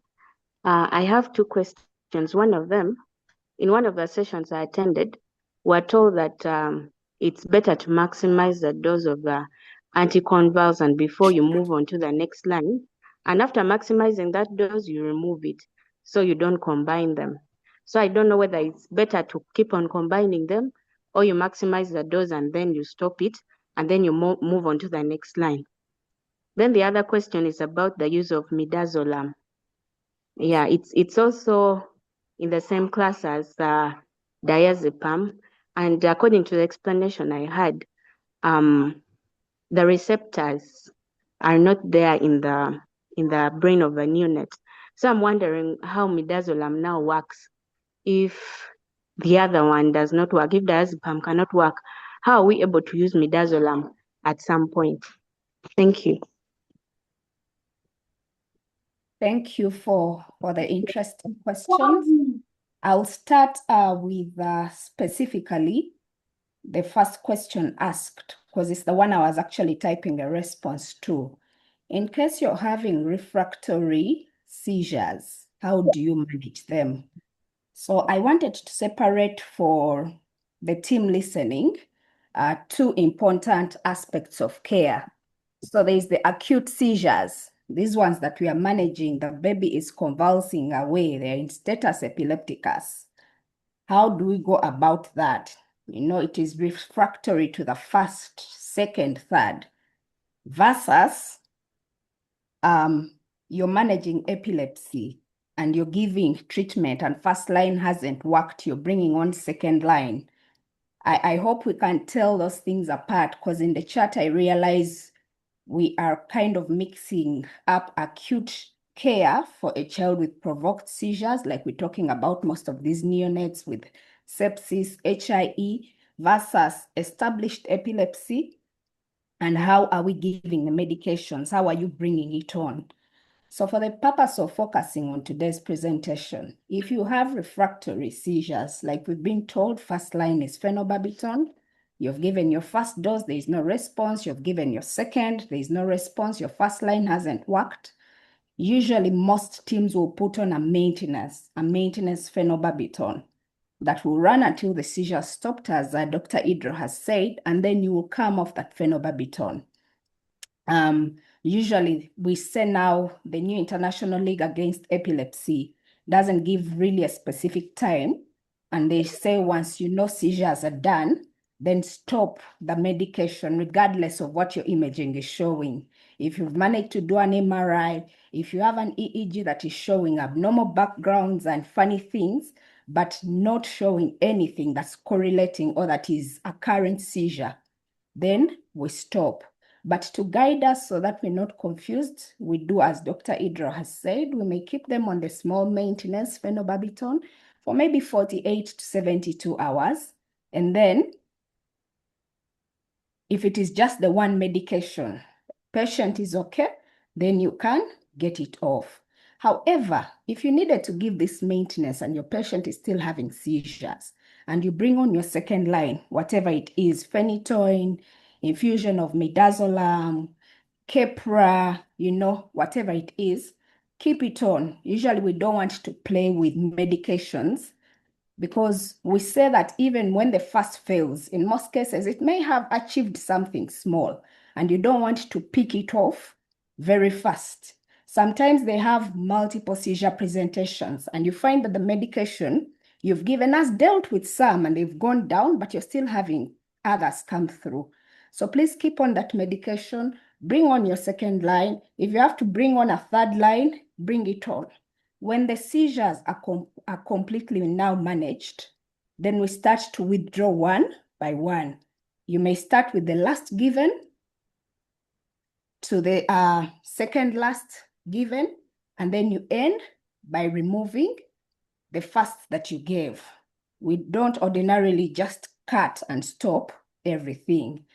That is what we use because it's easier to manage. Other centers, they will leave on what they thought helped the most. So if I had to give a child or a neonate 3, I may go off as I'm weaning off, seizures are done. I may first take off the one that I gave that I feel didn't give me a lot of response, then in that order until I'm off all the 3. I hope that is clear. That's for acute management. Those seizures, you're in the hospital, a baby has been convulsing. It's kind of different from epilepsy, though the way we do things is similar, but I don't want to focus a lot on that so that we don't get our attention off what we're currently learning. All I would say, if you find a child on an anti-seizure medication, even with epilepsy, even if they say it is not worked, it has not worked, first ascertain, is it the right drug for the right seizure type or epilepsy type? Are they actually being given the right dose? Is the frequency right? Are they tolerating? Because if they are vomiting it, we know the teenagers usually will spit, and then you find all the medications hidden, behind the bed. We don't rush to bring on a second one. You really have to be sure that the first has not worked. And even if it is not worked, you're right, we bring on a second. We don't just stop. We bring on a second until we get seizure control. And then if you feel the drug burden is high and you're sure that the first didn't do anything, you only get it off after you've hit therapeutic range of the second or third or fourth agent. The only times we'll rush and say stop the medication now is if you've had adverse reactions. Like we've said, you're in the middle of giving your phenobarbital, your child arrests. Of course, you're not going to keep with the infusion. Or if you've given a medication and they've thrown a bad reaction, like we talked about in the chat, the lidocaines, the phenytoins, which is saying you have to do cardiac monitoring. And I'll re-emphasize about lidocaine after I answer this question. If there is an adverse reaction, that is the only time you stop, but that is also a patient that should be referred as quickly as possible to a higher center of management where you have your neonatologist or neurologist or senior colleagues to guide. Lidocaine, I see it has caused a lot of interest and excitement in the group. Please let us not give it in the primary care center levels. It should be given in a specialized center and a specialist monitoring, as I've written all the side effects, arrhythmias, cardiac arrests, and all. So let's not give it. If you should give it and the patient is stuck a country in a health center 3 or something, please get in touch still with any of us. We try and pick up calls and then we can guide. That is as much as that. I hope I've answered. Then about midazolam and diazepam, they may all be benzodiazepines, but they work at different levels. So there is a lot of science. The diazepam in particular, when we go to the neonat's brain, there's a lot of things happening with circuits. Allow me not to go into details, more maturation of the limbic system attached to brainstem than the motor pathways in the cerebral cortex. There are things to do with allosteric hyperexcitation versus depression in GABA receptors. There's a lot of things, but yes, they also work at different levels. That is why midazolam works and diazepam doesn't. And of course, we also know diazepam has a higher risk of respiratory depression, and then as well as there's a way it is reabsorbed in the fat tissues. So you end up, and then it's not cleared as fast in the neonates because their livers also and kidneys are still maturing. And so it gives you a higher risk of getting adverse effects than midazolam. However, if we also notice with midazolam, we don't just keep giving boluses and boluses and boluses. We do bolus, and then usually we want to connect to an infusion. If you want us to talk more about this, we can go into the science later, maybe of the webinar, so that we do not kind of bore everyone. But I'm happy to talk more about the particulars of the two. Then the other question that I wanted to bring up that came up a lot in the chat and that Prof. Idro kind of responded Dr. to. Naloga, please summarize. Yes, please. Yes. The phenobarbital, I think there was an issue with can it be given bolus? If we are really constrained above and beyond, we can give it as a bolus, but it is not the best practice. Anything can happen and you push you push that drug in so fast. So if you don't have an infusion pump and you can use the burette, we know how to count drops. You would rather count the drops per minute than give that slow bolus, but if you're sure you can do it slowly as you look at the watch, it's a last resort we do it. I think those are the biggest two, and maybe the routine use of echo in patients that have seizures. No, we don't. We know, yes, cardiac dysfunction can cause hypoxia and hypoperfusion, which can make seizures worse. But our clinical semiology, as the doctors, the experts have shared, and EEG, especially continuous EEG monitoring, should be able to tell us what is seizures and what are other paroxysmal events. Thank you very much. Thank you so much, expert, for the detailed explanation. When an expert is speaking, they always have a lot of matter, and that is so wonderful for us. The link to register for your CPD points were shared already in the chat, and I hope you are able to access that. We have also shared the post-test. Please complete the post-test. And as a final item, if you are okay with it, you can turn on your video and we take a photo, but also you are free to say hi as we end this session.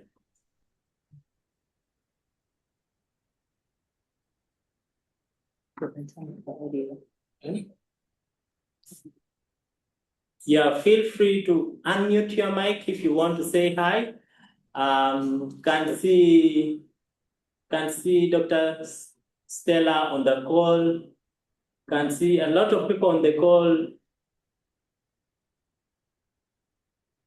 Feel free to say hi. Turn on your video for a photo if you are able to as we end this session. Can see a lot of people on the call. Thank you for the flowers, for the claps. Yes, you can see all of you. Well done. Thank you for attending the session. Please share the resources with your colleagues.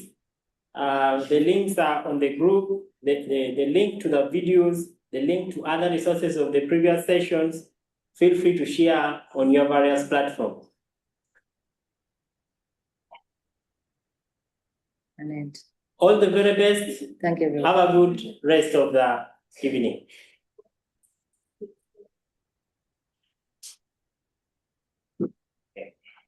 Water.